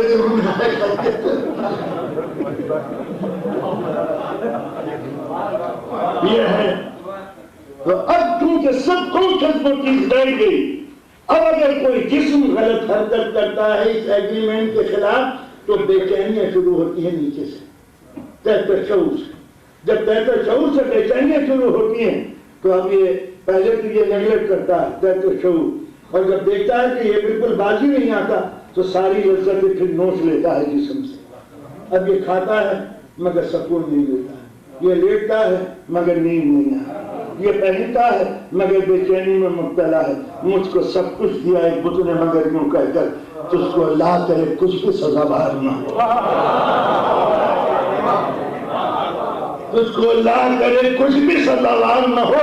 نتیجہ یہ ہوا کہ جس وقت یہ ساری لذتیں روح چھین لیتی ہے پھر وہ بنتا ہے ہپی، پھر وہ بنتا ہے گیرواں لباس پہن کے بدھ، پھر وہ نکلتا ہے صحراؤں میں جب بے چینیاں حد سے زیادہ بڑھ جاتی ہیں. اس لیے کہ جسم کی ایک حد ہے، ذہن کی کوئی حد نہیں ہے مگر ایک حد ہے، قلب کی کوئی حد نہیں ہے. یہ وہاں پہنچتا ہے جہاں ملک نہیں پہنچتا. لہذا جسم کے اندر لمیٹیشن، سرحدیں. کتنی روٹی کھائیے گا؟ کتنی؟ 2. باقی فریج میں کتنے کپڑے پہننے کا شیروانی؟ کتنی؟ 1. باقی الماری میں کتنی جگہ پہ سوئیے گا؟ 2 میٹر پر. اور یہ اتنا بڑا حال کا چوہے کھیلنے کے لیے. یہ ہے انسان کی سرحد. اور جب لذتیں پوری طرح آ جاتی ہیں، اب امریکہ یورپ کی مارکیٹ پریشان یہ ہے کہ وہ کون سی نئی چیز ایجاد کریں جو انسان اسے لگزریت سمجھے. جنسی لذت وہاں پہنچا دی کہ عورت کے جسم پر صرف کھال باقی ہے. شاید کسی دن یہ بھی کھال بھی اتر جائے. پینے کا اتنے شوقین ہو جائے کہ ہوش میں نہ رہے. اتنی لذتیں آ گئی کہ اب کوئی مکان بنانے کا نیا ڈیزائن آرکیٹیکٹ کے سامنے نہیں آتا. اب انسان اوپھنے لگتا ہے، تنگ آتا ہے. آگے اب لذتیں ختم ہو گئی. یہ ہے جسم کی کمزوری. سب کانشس میں دب گیا. اس کو کیسے نکالیں؟ اب اسلام نے اس سب کانشس کی دبی ہوئی صفتوں کو نکالنے کے لیے ایک پروسیس اختیار کیا جس کو ذکر کہتے ہیں. ذکر کس کو کہتے ہیں؟ سب کانشس میں دبی ہوئی صفات الہی کو ڈیولپ کرنے کے لیے ذکر. ذکر کس کے لیے ہوتا ہے؟ جو بھول جائے. تو اس کو جو ٹرین کرنے کے لیے آیا انسٹرکٹر وہ ہونا چاہیے جو نہ بھولے.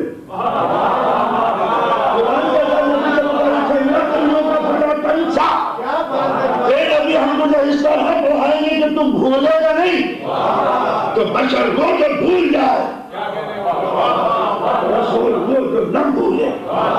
اس کے معنی ہے کہ میرا جسم بھلانے کے لائق ہے، نبی کے جسم کی یونین آرگنائزیشن بھلانے کے لائق نہیں ہے. وہ تو یاد دلانے کا نام ہے. اور اتنا یاد دلایا کہ قدرت نے کہا کہ کیا ہم نے میرے نبی کیا تیرے ذکر کو بلند نہیں کیا؟ تو اس طرح ذکر کو دوہرا رہا ہے. میں تیرا ذکر دوہرا رہا ہوں. فَاذْكُرُونِي أَذْكُرْكُمْ. تم میرا ذکر کر، میں تیرا ذکر کروں. تم میرا ذکر کر کہ کہیں تو نہ بھول جائے. میں تیرا ذکر کروں گا کہیں دنیا تجھے نہ بھول جائے.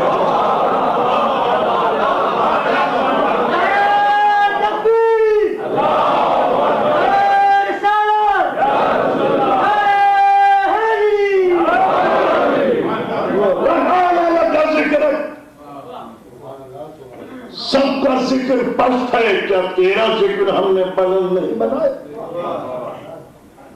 یہ ہے انسان. خلق الانسان حین من الدہر لم یکن شیئا مذکورا. انسان وہ بھی دور سے گزرا ہے جب وہ ذکر کرنے کے لائق نہیں تھا. تو انسان کہ وہ بھی اسٹیج آتی ہے کہ لائق ذکر نہیں تھا، مگر قرآن کہتا فذکر ان نفعت الذکر. ذکر کیے جاؤ، ذکر ہی میں منفعت اور فائدہ ہے. یہ ذکر الہی کیا؟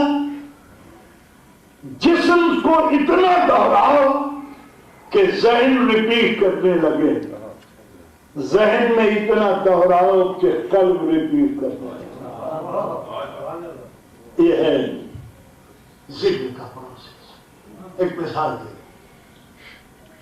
ایک لوگ دوست آوالا بھائی ان کو کسی آفس میں جگہ دے دی.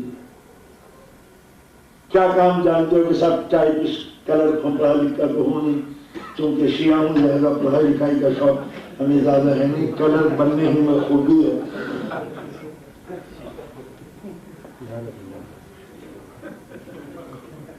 کہاں سے قوم نکلی تھی اپنی منزل بھول گئی.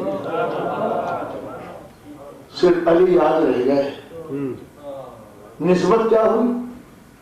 علی انا مدینہ العلم، میں محروم العلم. علی سخی، میں کنجوس. علی بہادر، میں بزدل.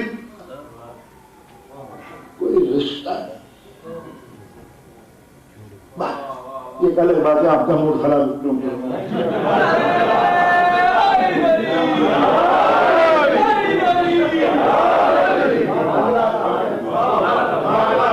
وہی چاہنے والا دوست محبوب کے اداؤں پہ جان دیتا ہے، ناک پہ نہیں. خوبی چاہنے والے محبوب میں بس علی کی صفات دیکھتے چلے جاؤ، وہی اختیار کرتے چلے جاؤ، تب نعرہ حیدری لگانے میں مزہ ہے.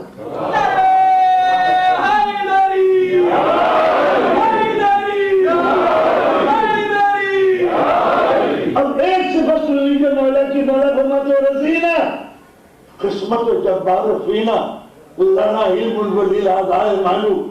اللہ تیری تقسیم پر یہ علی راضی ہے کہ تو نے میرے دشمن کو دولت دی ہے، مجھے علم دیا ہے.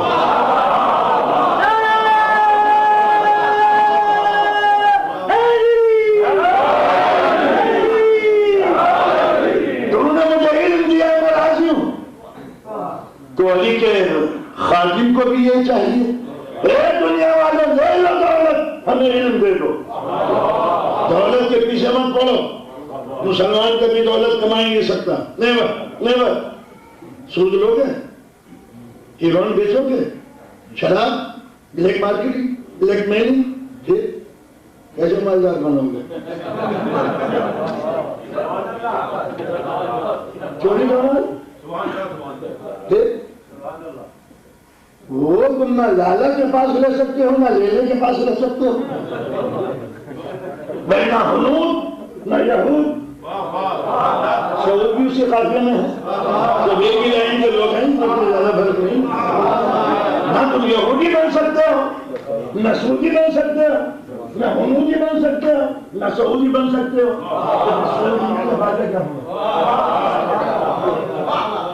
کرنا کیا ہے؟ علی نے راستہ بتا دیا اور اسلام نے یہی سمجھایا، دولت کے بھی سمجھ پڑنا، یہ تمہارے ہاتھ نہیں آئے گی. اگر آ گئی تو پھر تم مسلمان نہیں رہو گے. جس رنگ سے یہ آتی ہے اگر تمہارے پاس آ گئی تو مسلمان نہیں رہو گے. تم ایک کام کرو، انہیں دے دو دولت، خود لے لو علم. اس سے کیا ہوگا؟ کہ دولت بے چینی پیدا کرتی ہے، علم ایمان پیدا کرتا ہے. وہ دولت لے کے بے چین ہوں گے، تم علم لے کے مطمئن ہوگے. تمہارا دروازہ بند ہوگا جو اطمینان کا ثبوت ہے. ان کی آنکھیں کھلی ہوئی ہوں گی تو بے چینیوں کی دلیل ہے.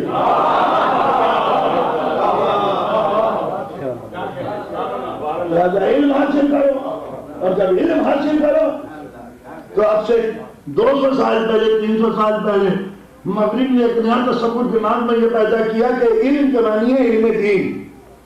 اسلام نے جو کہا ہے وہ علم دین بننے کے لیے کہا ہے، سائنٹسٹ نہیں. تو لہذا جو علم آئے تو اس کا علم کا تصور یہ انا مدینہ العلم، کہ اس سے مراد یہ ہے کہ میں تھیولوجی فیکلٹی کا ہیڈ ہوں.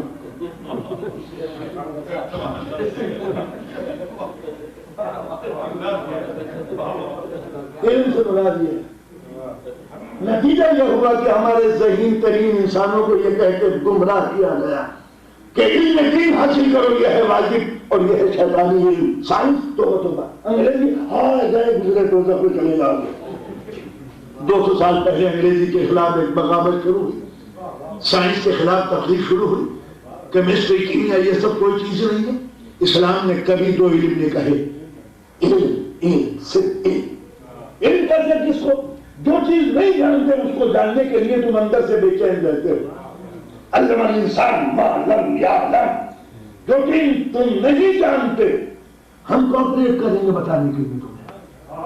قدرت کہتی علم الانسان، ہم نے انسان کو علم دے دیا.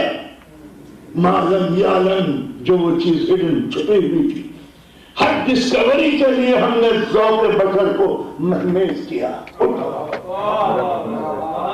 نقاب پلٹ، ہر وہ چیز جو چھپی ہوئی ہے نقاب پلٹ. ایک منزل پہ نقاب پلٹی اور مزہ اس کی بھی نقاب پلٹتا چلا جا، راز پھر راز رہے گا، تو تھکے گا نہیں۔ علم کی دنیا زمین پہ نہیں ہے، بہت دور ہے، بس ایک آخری نقاب، ایک آخری حجاب رہ جائے گا، وہ ہاتھوں سے نہیں پلٹا جاتا، دل کی توانائیوں سے پلٹا جاتا ہے۔ علی کہتے ہیں اگر حجاب اڑ بھی جائے تو میرے یقین میں کوئی کمی نہ ہے، یہ ہے وہ آخری حجاب کہ جس کو دل کی آنکھ دیکھتی ہے دماغ نہیں۔ تو لہذا اسلام میں آنے کے بعد ہر جگہ جو آمنوں کی شرط رکھی ہے وہ یہ کہ فلسفی مت بن جانا، سائنٹسٹ بننا، ترقی کر لینا۔ اس لیے کہ علم کے دو حصے، ایک وہ جو فلسفہ تھا اور آدمی اپنے بیڈ روم میں بیٹھ کے آنکھ بند کر کے حقائق زندگی کو معلوم کیا کرتا تھا کہ راز زندگی کیا ہے نصف کے بغیر۔ بعد کا زمانہ ہے جہاں پر انویسٹیگیشن ریسرچ لیب میں ہونے لگی، ہم کسی چیز پہ یقین جب رکھیں گے جب ہم ثابت کر دیں، یہ ہے پریکٹیکل لائف۔ اسلام نے کبھی نہیں کہا کہ آمنوں کی کوئی ضرورت نہیں، عمل صالحات کی کوئی ضرورت نہیں، انتظار ہوگی۔ آمنوں کو معنی سے ایمان لانا نہیں، حقائق کو سمجھنا بھی آمنوں، وہ عمل صالحات پریکٹیکل کر کے دیکھو۔ اس لیے اسلام نے ہر جگہ شرط عمل رکھا ہے کہ اگر نتیجہ اچھا نکل رہا ہے تو ایڈیالوجی درست ہے، رزلٹ غلط نکل رہا ہے تو اسٹائل بدلو۔ دنیا کے اصول یہ اسٹائل بدلو، رزلٹ اچھا نہیں آ رہا اس کے۔ مثال کے طور پر عزاداری، اخبارات مقصود دے گا عزاداری وہ ہے یا علم؟ کیا علم تو نہیں، عزاداری ہدف نہیں ہے، راہ ہے۔ جس راہ پہ چل کے انسان حسین تک پہنچتا ہے، اگر عزاداری کے بعد امام حسین تک آپ پہنچ گئے تو ذریعہ صحیح تھا، اور اگر عزاداری کے بعد بھی حسین نہ مل سکے تو راستہ تو صحیح ہے، طریقہ روش غلط ہوا، تو پھر تم نے دوڑا تو عزاداری ہدف آبجیکٹو نہیں، راستہ ہے، آبجیکٹو ہے حسین۔ اور پھر درست کر رہا ہوں، حسین بھی آبجیکٹو نہیں ہے، حسین بھی علم نہیں ہے، حسین بھی راہ ہے جس پہ چل کے انسان خدا کرتا ہے۔ تو عزاداری کر کے اگر انسان حسین تک پہنچ گیا اور حسین کو لے کے اگر خدا تک پہنچ گیا تو ثابت ہوا کہ راستہ صحیح تھا۔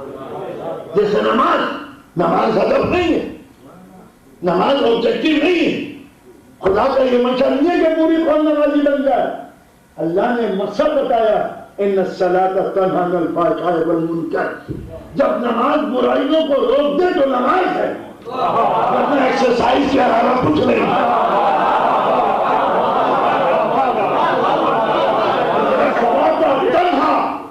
روک دیتی ہے الفحشاء والمنکر، کرپشن، خرابیاں، بدماشیاں، جھوٹ، ساری خرابیاں۔ اللہ اکبر، مگر آپ کا پیمنٹ ابھی تک نہیں ہوا۔ غیبت جب مسجدوں میں ہونے لگے تو اب بتائیے کہاں لے جائیں، کہیں اور بھی مسجدوں کے اندر، خانہ کعبہ میں، بیت المقدس میں۔ تو اب یہ ہے بہکی ہوئی عبادت کے ہیں کہ جو انسان کے اندر کریکٹر بلڈنگ کا کوئی رول ادا نہیں کرتی۔ تو لہذا اب ہدف بشر کیا تھا کہ انسان علم کے ذریعے اس تک پہنچ جائے، جو میں نے کہا تھا کہ انسٹنکٹ آف کیوریوسٹی، کیوں، کیا، کیسے، کون، کب، کس کا اقتدار، یہ کیوں تھا۔ ابھی کہا مطلب میں بڑے پیارا مرثیہ پڑھا، مرثیہ پڑھنے کے بعد میں نے فوراً پوچھا کون سا ہے، کیوں، یہ انسٹنکٹ آف کیوریوسٹی، ہوں گے کوئی صاحب نہیں، اگر کوالٹی ہے تو سورس آف کوالٹی کا نام کیا ہے؟ تو انسان کمال تک پہنچنے کے بعد مرکز کمال پوچھتا ہے کس کا کلام تھا، ہوگا کسی کا، کہیں فطرت انسان کے خلاف۔ شاعر شعر ہے تو شاعر بتاؤ، مکان ہے تو معمار بتاؤ، غزل ہے تو غزل بتاؤ، کہ انسان کے اندر یہ صفت ہے۔ تو لہذا کیوریوسٹی یہ تھی کہ پہلے کائنات کو پڑھ لو، زمین کیا ہے، آسمان کیا ہے، درخت کیا ہے، سمندر کیا ہے، یہ کیا ہے، وقت الٹو زمین کے، اور جب ساری کائنات سمجھ لو اب تک پوچھو گے کہ کس نے بنائی ہے؟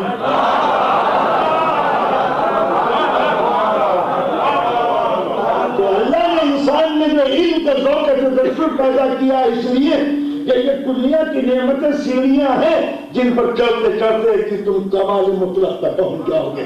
یہ پوچھو کہ معبود اب بتا کہ میں کیا، یہ ہے وہ منزل انسان کی، جو علم حاصل کرو، اور جب علم حاصل کرو تو علم کے معنی فقہ نہیں، صرف فقہ یہ علم ہے، لیکن اصل چیز ہے کہ جو علوم ہے اس تک پہنچ جاؤ، یہ ہے علم۔ حکمت کس کو کہتے ہیں؟ جس چیز تک پہنچ جاؤ اس کا یوز، پراپرٹیز، کوالٹی، نقصان، فائدہ، ان چیزوں کو جاننا کہلاتا ہے حکمت۔ علم کسی چیز کا جاننا، حکمت اس کے فوائد، اس کے حقائق ویسے سمجھ لینا جس نظر سے قدرت نے اس کو بنایا تھا۔ اپنی طرف سے اٹکل بچوں نہیں، کسی شے کو اس ماہیت کے ساتھ بہت سمجھ لینا جو اللہ نے بنایا تھا، یہ ہے حکمت۔ هو الذي بعث في الأميين رسولا منهم يتلو عليهم آياته ويزكيهم ويعلمهم الكتاب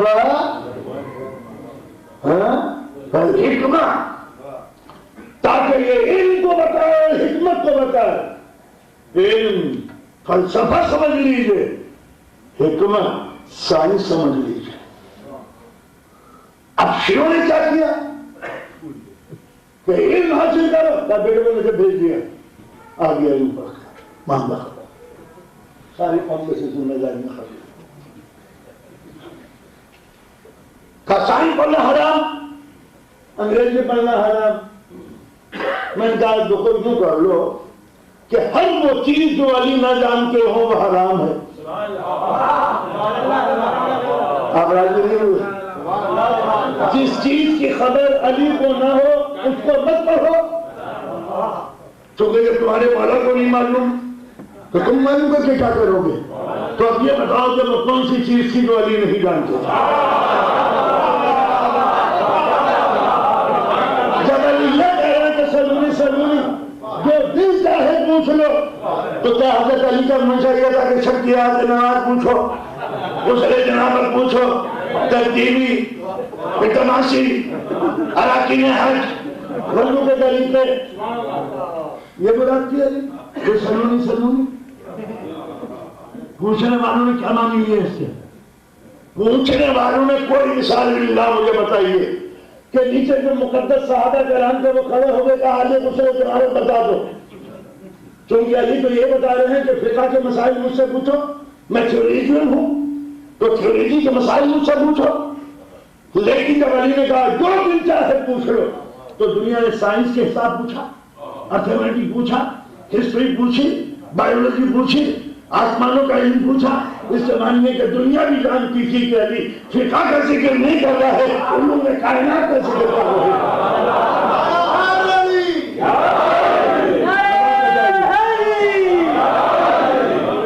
اب نے بتائیے کہ علی کا نام لینے والے علی کے غلام کو اس دنیا میں کیا حاصل کرنا چاہیے؟ سائنس نہیں، بری بات، قسم خدا کی، جلوس نکالو، کل جلوس نکلے گا، مگر دل یہ چاہتا ہے کہ جلوس کے پروسیشن کے آگے آگے میری قوم کے 1000 ڈاکٹر ہوں، یہ شکاگو کے ٹاپ کلاس کے ڈاکٹر ہیں، 1000-2000 پروفیسر ہوں، انجینئر ہوں۔ جب تو معلوم ہوگا کہ علی کی قوم جا رہی ہے صاحب علم سنو گی، بولی جو کہا کرتا تھا کہ جو دن چاہے پوچھ لو یہ اس کی قوم ہے۔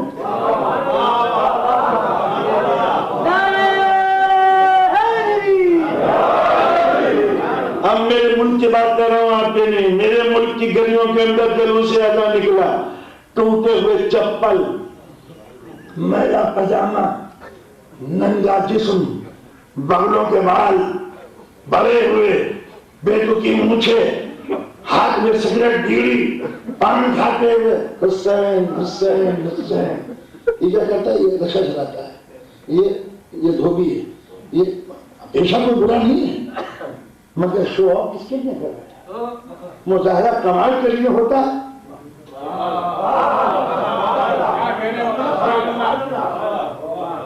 ڈیمونسٹریشن جب تک نہیں ہوتا جب تک کہ سجی ہوئی زندگیاں نہ نکلے۔ تو افلاس، غربت، جہالت، بے دینی۔ میں مانچسٹر سے گزر رہا تو بڑی خوبصورت عمارت دیکھی، میں کہا یار یہ پیسہ لندن میں مانچسٹر یار ایسا معلوم ہوتا ہے کوئی مسجد بنانے کا ارادہ رکھتا ہو اور اس نے چھوڑ دی ہو گنبد اور لمبی لمبی، میں کہ یہ جیل ہے۔ کیا آہستہ سے اس نے کہا ساری اپنی قوم بھر ہے اس میں۔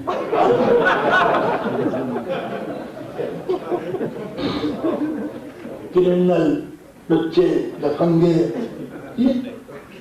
علی کا یہ مقصود اگر ہو میری سمجھ میں نہیں آتا کہ مظاہرہ کس چیز کا۔ اب آگے بعد یہ سائن وائن دے کوئی یہ نہیں، میں کہا کریے بڑی اونجن ایک شخص عمر عبد العزیز، ہمارے ماں باپ قربان ہو جائیں اس کے نام پر، اتنا پیارا دشمن کے خاندان کا آدمی تھا۔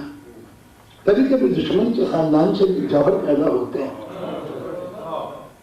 ہم نے تو جنگ زمن میں لڑکے کو دیکھا محمد نام کا تھا، بڑا پیارا قسم خدا کی، ابا کا راستہ چھوڑ کے بھنوں کے مدہ مخالف۔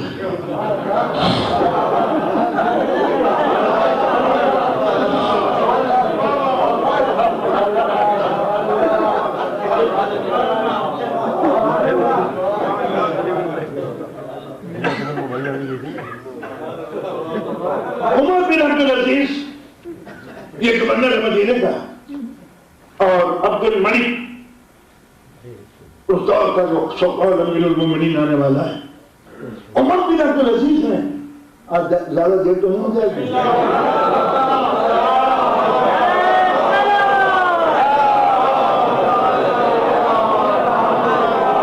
کل چھٹی ہے اس لیے آپ کو ڈسٹرب کر رہا ہوں۔ عمر بن عبد الملک آنے والا ہے تو عمر بن عبد العزیز آیا امام محمد باقر علیہ السلام۔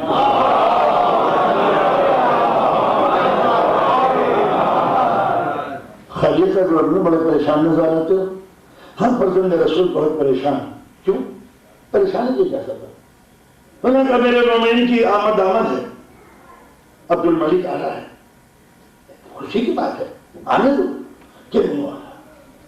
پریشانی یہ ہے کہ جب عبد الملک خلیفہ آئے گا تو پورے مدینے کے اکابر، ہیڈ، شاعر، ادیب ملنے کے لیے جائیں گے، علماء کرام، مجھے یقین ہے کہ آپ نہیں جائیں گے،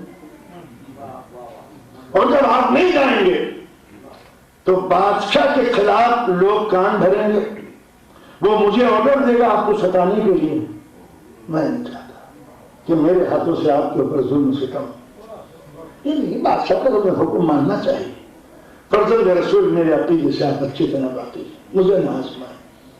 بس یہ پریشانی ہوں کہ کیا شکل نکلے کہ آپ کو ستانے کا فرمان صادر نہ ہو اور آپ باعزت مدینے میں رہیں۔ عمر بن عبد العزیز، تم بنو امیہ کے مزاج سے اچھی طرح واقف ہو اور ہماری طینت سے بھی اچھی طرح واقف ہو۔ کربلا گواہ ہے، ہم سر دے دیتے ہیں، جھکانے کا ہمارے ہاں کوئی دستور نہیں، لہذا بے خوف و خطر اپنے بادشاہ کے حکم کی تعمیل کرو، ہمیں تم سے کوئی گلہ نہیں ہوگا۔ رونے لگا عمر عبد العزیز۔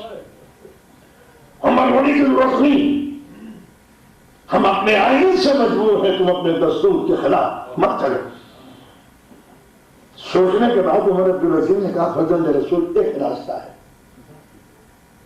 آپ نہ جائیں ملنے کے لیے، میں سب سے پہلے خلیفہ کو مسجد میں لے کے آؤں گا، آپ درس دیتے ہیں روزانہ، درس ہو رہا ہوگا، آپ کو کوئی شکایت تو نہیں ہے اگر آپ کے درس میں خلیفہ آ جائے؟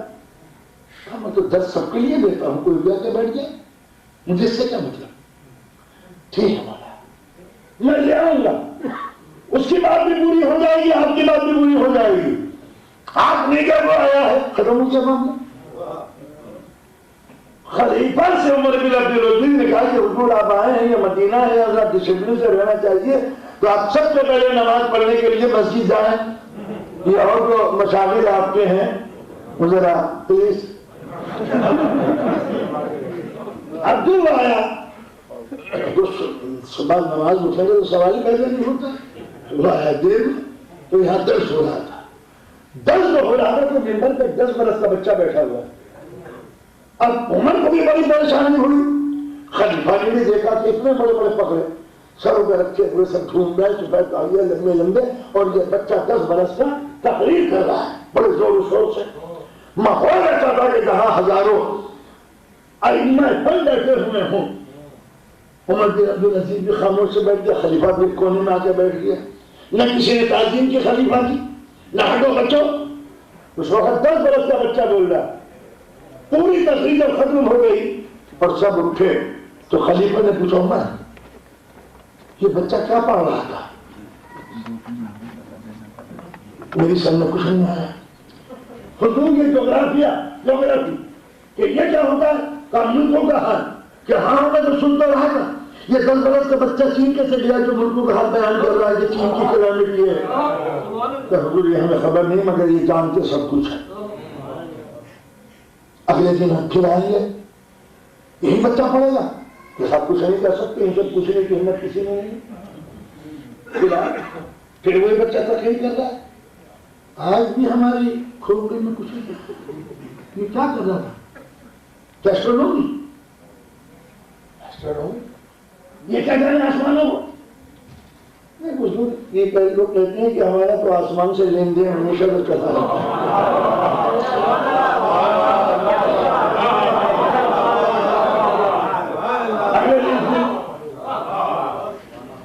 یہ کیا رت پٹھے پھیپڑے خون چلے گئے، یہ سب کیا تھا؟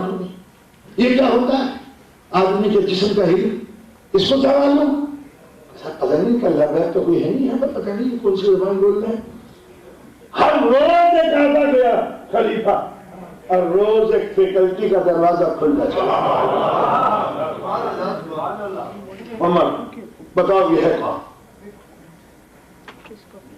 کہا صاحب یہ خاندان رسالت کا بیٹا ہے، جعفر صادق کس کو کہتے ہیں؟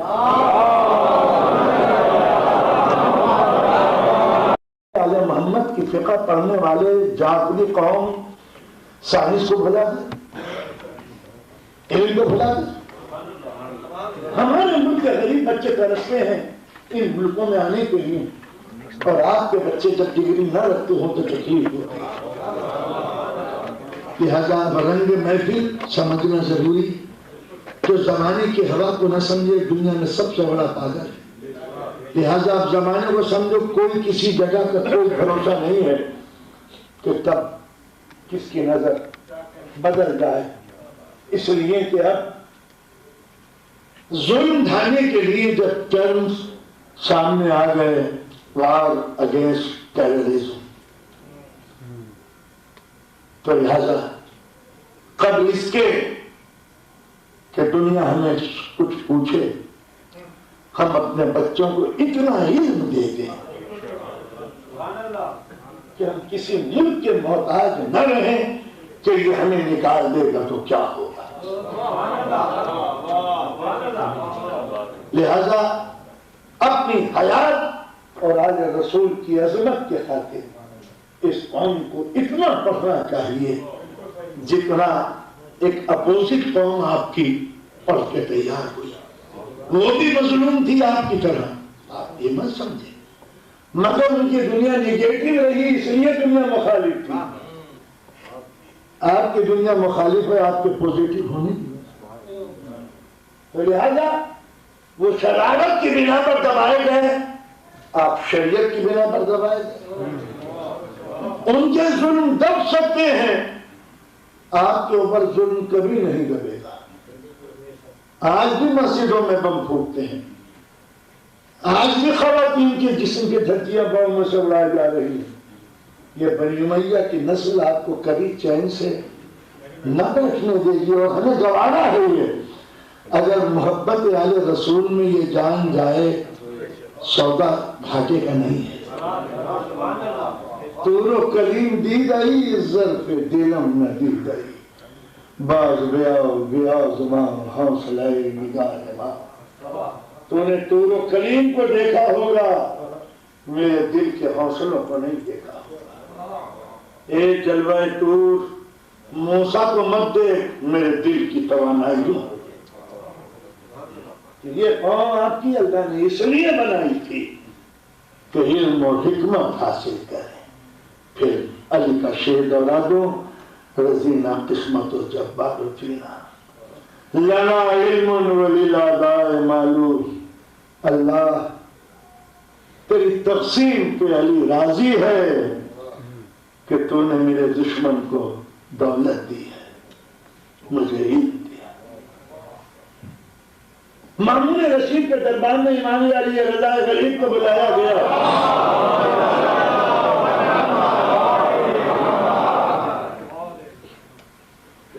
اور پیش کی گئی خلافت ہمیں نہیں چاہیے، مسیح بن جاؤ نہیں، کراؤن پرنس بن جاؤ ولی عہد نہیں۔ ایک کی بات میں آفر کر رہا ہوں اور آپ کسی چیز کو قبول نہیں کرتے۔ کیا مجھ سے پہلے کسی خلیفہ نے آپ لوگوں کو لوٹ دی تھی؟ آج میں نے آپ کو فطرت لوٹایا، پہلو میں بٹھایا، لباس خفاف کر دیا، میں ولی عہد میں آ رہا ہوں، خلافت پیش کر رہا ہوں، آپ قبول نہیں کرتے؟ خلیفہ کو غصہ آ گیا، آبرو کا سوال تھا، بلایا ہے مدینے سے ایران کے اندر۔ حیرت کی بات یہ ہے کہ میرے اس تمام عنایت بے پایا کہ یہ جواب، امام کو بھی غصہ آ گیا، خلیفہ کیا تانے دینے بیٹھا ہے تو کہہ رہا ہے کہ دنیا نے ہم سے یہ چھین لیا، یہ چھین لیا، فدت چھین لیا، گلے میں رسی ڈال دی، گھسیٹا، یہ کیا، بیعت کے لیے مجبور کرتے تھے۔ سن، جو چیز تم نے چھینی ہم اس کے طلبگار کبھی نہ تھے۔ ذرا مولا کا جملے کے وزن ملاحظہ فرمائیے، جو چیز تم نے چھینی ہم اس کے کبھی طلبگار نہ تھے، اور جو چیز ہمارے پاس ہے تم اسے چھین کر سکے۔ فدا چھینا ہے، علم نہیں چھینا۔ تو یہ آپ کی قوم کہ جو علم کی بنا پر اپنی عظمتوں کی تاریخ رکھتی تھی۔ اگر کبھی میں یہ بیان کرنے کا وقت نکالوں کہ آپ کے علم نے دنیا کو کہاں کہاں روشنی دی اور کس طریقے سے جانے کے بعد آپ کو ظلم و ستم کا شکار بننا پڑا، تو ہماری عبرتناک تاریخ ہے۔ بہرحال کبھی زندگی رہی تو انشاءاللہ۔ آپ نے ملاحظہ فرمایا کہ اصل جھگڑا جو تھا وہ یہ علم کا تھا کہ جہالت ٹوٹ پڑی تھی علم کے اجالوں کے اوپر، اور یہ صرف علم تھا کہ جو سر نو کے سینہ بولتا ہے۔ آل رسول نے جو دنیا میں مکتب قائم کیے وہ کوئی سوچ نہیں سکتا تھا کہ جس کے ہاتھوں میں رسل ہوگی وہ کبھی کوفے میں بچیوں کا مکتب کھولے۔ انسانیت کی تاریخ میں پہلا مدرسہ زینب کبریٰ نے قائم کیا۔ اس سے پہلے ابتدا رسول کے گھر میں پڑ چکی تھی جب ایک افریقن کنیز فضہ کو زہرا نے اتنا پڑھایا تھا کہ مدینے میں کوئی صاحب قرآن کے لہجے میں نہیں بولتا تھا جتنا فضہ بولتا۔ علی نے حکمت سکھائی تھی،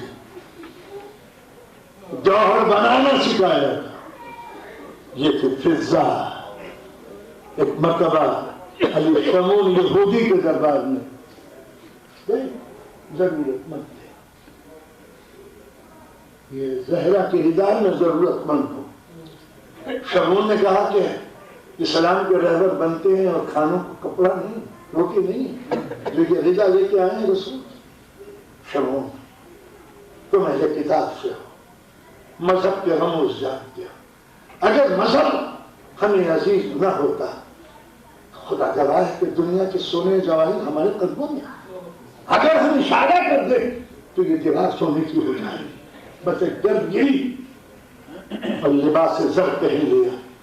علی نے کہا دیوار میں تجھ سے یہ تو نہیں کہا تھا کہ سونے کی ہو جائے. پھر مٹی کی. اگلے دن فضہ جا رہی تھی, کسی نے کہا فضہ سنا علی کی روایت کا کیا کہ سنا تمہارے علی نے یہودی کے گھر کی دیوار کو سونے کے بنا دیا.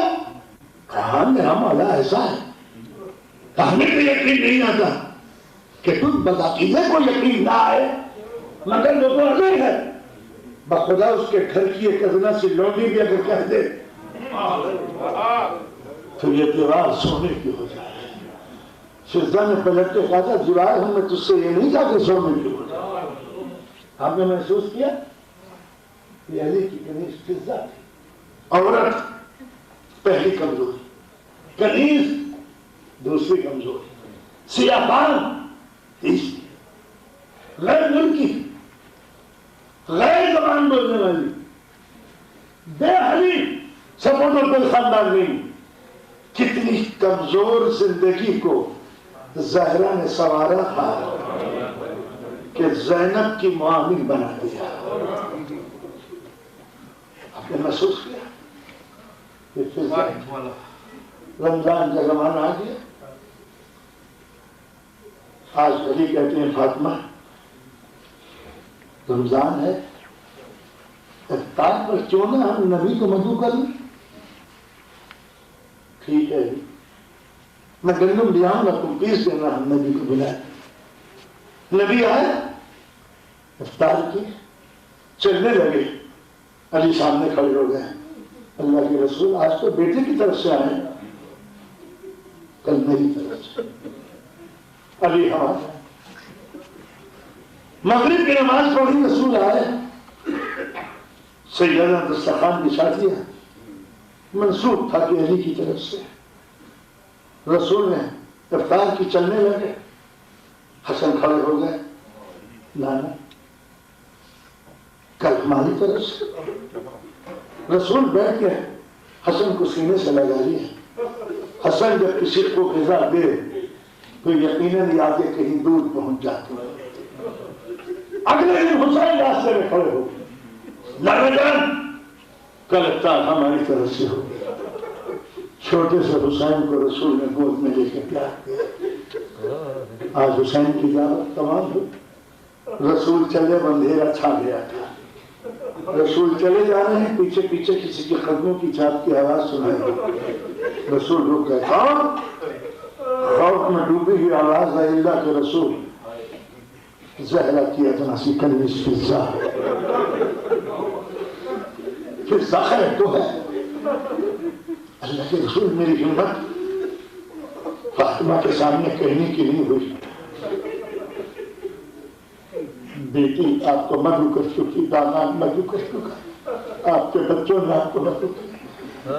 کیا میں جرت کروں؟ فضہ کیسی باتیں کر رہی ہو تم؟ کل ہم تمہاری طرف سے آ جائیں. مغرب کی نماز تمام کی, رسول در زہرا پہ آئے, سلام کیا. ایک مرتبہ علی نے عجیب انداز سے فاطمہ کو دیکھا. کیا نبی کو تم نے بلایا تھا؟ نہیں, آج تو ہمارے گھر میں کچھ بھی نہیں. نبی آئیں گے, کیا پیش کریں گے؟ حسن کو دیکھتے ہیں. فضہ تم رو کیوں نہیں؟ مولا کنیز کے دل میں تمنا تھی کہ میں نبی کو مدعو کروں, آپ کی کنیز ہوں. پھر فضہ تم نے ہم سے کیوں نہیں کہا؟ ہم تمہارا انتظام کرتے ہیں. مولا شرمائی, آج بچوں نے سحر نہیں کھائی تھی. ہمت میں کو نہیں. گھبراؤ مت, گھبراؤ مت. نبی کو بیٹھنے دو, نبی لے کے آیا, انتظام کریں گا تمہارے لیے. ابھی گئے, فضہ نے موقع پا کر اس حجرے میں پڑھا دی جہاں زہرا کس مسلے پہ عبادت کر رہی تھی. ایک مرتبہ فضہ مسلے پہ بیٹھ گئی, پیشانی زمین پہ رکھی. خدایا تو گواہ ہے کہ تیری کنیز زہرا کی ادنا سی کنیز لا کے رکھی کریم نے. وہ میرے اس کے اندر لاحق رکھی. زیادہ دیر میں گزری تھی جو محسوس کیا حجرے میں کچھ لوگ آ گئے. فضا نے سر اٹھایا. عجیب نورانی عورتیں تھیں, ان کے ساتھ کچھ غلمہ تھے جو سروں پہ قابل رکھے ہوئے تھے. فضا, اللہ کی طرف سے یہ تیرے رسول کے ضیافت کا انتظام ہے. آپ نے محسوس کیا فضا کے دل پہ قیامت ہوئی ہوگی کہ گھر میں کچھ نہیں, لیکن اس وقت فضا کے دل پہ کیا گزری ہوگی کہ جب 3 دن سے خیموں میں قابل ہے. دوستوں, میں ایک بڑے دعوے سے گلا کر رہا ہوں. کربلا میں آپ جس کو بھی دیکھیں گے, کربلا کی ہر فرد جو پیاسی تھی اس نے اظہار عطش کے ذریعے سب نے فریاد کی. امام حسین نے ظاہر کیا میں پیاسا ہوں, ورنہ علی اکبر کے سوال کا جواب یہ نہ تھا کہ بیٹا اپنی تو زبان میرے ذہن میں دے دو. علی اکبر سے پانی مانگا تھا, بابا تھوڑا سا پانی مل جاتا. پھر دیکھ کے کہا کہ بیٹا دشمن ہو چاہت شروع کرتا ہے. اکبر اپنی زبان کو میرے ذہن میں دے. علی اکبر پیچھے ہٹ گیا. بابا آپ کے زبان کہاں کے پڑھے میں اتنا پیاسا میں نے کوئی نہیں دیکھا. ایک جملہ یاد دلاتا چل. قصائد الحسینیہ میں علامہ شرطی ایک واقعہ لکھتے ہیں کہ امام حسین کو حد سے زیادہ پیاس لگتی تھی. اتنی زیادہ پیاس لگتی تھی کہ زہرا نے باپ سے پوچھا تھا, بابا یہ کون سا بچہ ہے جو میرے شکم میں ہے؟ اس کے رونے کی آواز آتی ہے, رام اتنی اڑیان پیاسا ہوں. بابا یہ کون بچہ؟ بچے جو شکم میں مادر میں پیاسے نہیں رہتے. بابا یہ کون سا بچہ ہے جس کو رونے کی آواز آتی ہے؟ فاطمہ, یہ میرا لفظ ذکر حسین ہے جو 3 دن کا بھوکا پیاسا شہید ہوگا. آج 7 محرم جب امام حسین مصلی عبادت میں بیٹھتے تھے رات کو, ام لیلا پانی کی چڑائی سے ہانے لگ دیا کرتی تھی, چونکہ امام نماز کے دوران بار بار پانی پیتے تھے. 7 کی تاریخ آ گئی, ام لیلا کھڑی ہے. حسین پوچھتے ام لیلا خیر تو ہے؟ کہ صاحب کنیز کی زندگی میں آج پہلی رات ہے کہ آپ مصلی پہ جا رہے ہیں, مگر کنیز پانی رکھنے سے قاصر ہے. رباب کی پیش راہ جان میں زینب کے کانوں میں لیلا جناب رباب کے رونے کی آواز سنائی دی. رباب کہہ تو ہے کہ زینب میرا لال مارا گیا صرف اس لیے کہ بدنصیب ماں اسے دودھ نہ پلا سکے. زینب آج غذا کھائی ہے, دودھ پیا ہے, دودھ اترا ہے, پانی پیا ہے, دودھ اترا ہے. زینب میرا بچہ کہاں ہے جس کو میں دودھ پلا ہے؟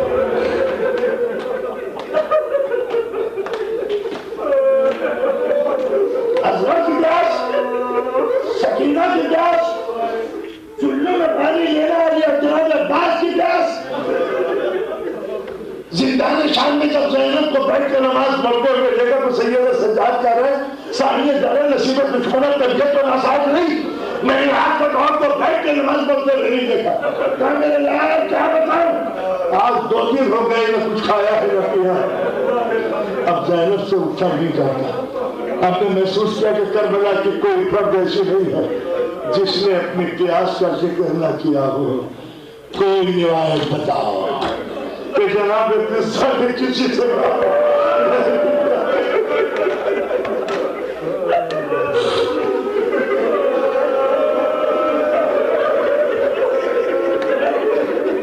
ارے کس سے پیاس کا ذکر کروں جن بچوں کو گودیوں میں کھلایا ہے ان کے آپ کو. اور حسین نے ہمیشہ فضا کو اسی نقطہ نظر سے دیکھا جس نظر سے بچہ کوئی ماں کو دیکھتا ہے. دوران زینب کو نہ بتایا حسین نے, دوران فضا کو بتایا.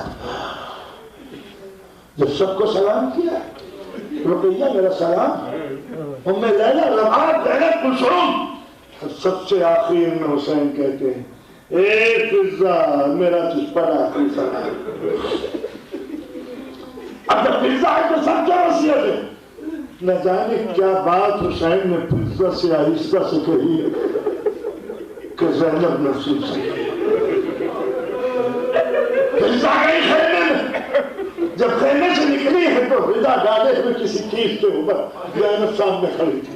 فضا ہمیں کوئی حق نہیں ہے کہ امام کی منشا میں ہم وجہ دریافت کریں.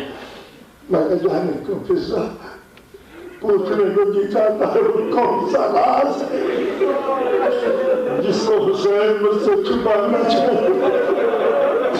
فضا چیخ پڑی راہ گائی ایک پھٹا ہوا ٹوٹا.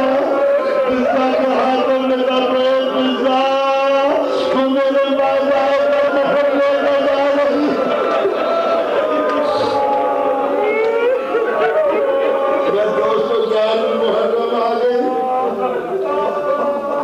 ناپے بیٹھے ہوئے حکم ہے کہ ناپوں پہ سوار ہو جائے. آج رسول سفر کرتے تھے کچھ تہذیب تھی. ہماریوں پہ پردے نظم ہوں تو بیٹھے. بھتیجے پہلو میں کھڑے ہوئے ہیں تو بیٹھے. بھانجے لے جاوے فلسطینے تو بیٹھے. ماجایا قریب ہو تو بیٹھے. بہنوں کی اولادیں نزدیک ہو تو بیٹھے. یہ چاند ہو بیٹھنے کی تو زینب بیٹھے. اور جب یہ سوال ہو کہ بیٹھو تو زینب مضبوط دل کی عبداللہ کو بٹھایا, محمد کو بٹھایا, باقر کو بٹھایا, سکینہ کو بٹھایا, ایک ایک کنیز کو بٹھایا, بیویوں کو سوال کیا. سب بیٹھ گئے. سب بیٹھ گئے. زینب پناہ رہ گئے. عباس اور محمد. زینب نے سب کو بٹھا دیا. احمد سن رہے ہو ان سے؟ ارے زینب بخاری آج کوئی آواز نہیں دیتا.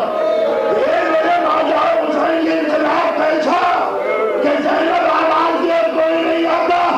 بس ایک مرتبہ زینب کے کانوں میں کسی کنیز کی آواز آئی اے بی بی آج میں بٹھاؤں گی.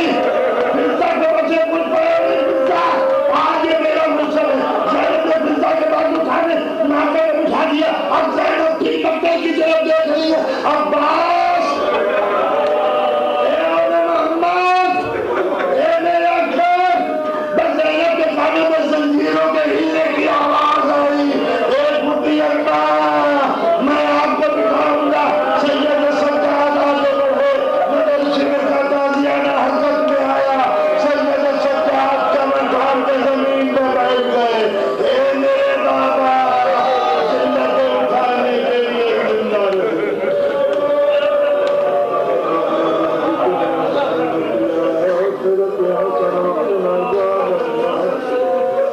ربنا لا تزغ قلوبنا بعد إذ هديتنا وهب لنا من لدنك رحمة إنك أنت الوهاب. پالنے والے ذکر کو قبول فرمانا. پالنے والے ہمارے تمام مرحومین کی روح کو بخش دے. جو بیمار ہیں انہیں شفا کامل عطا فرمانا. ہمارے رزق حلال میں برکت عطا فرمانا. یہ قوم جہاں بھی رہے اپنے حفظ و امان میں رکھنا یا ارحم الراحمین.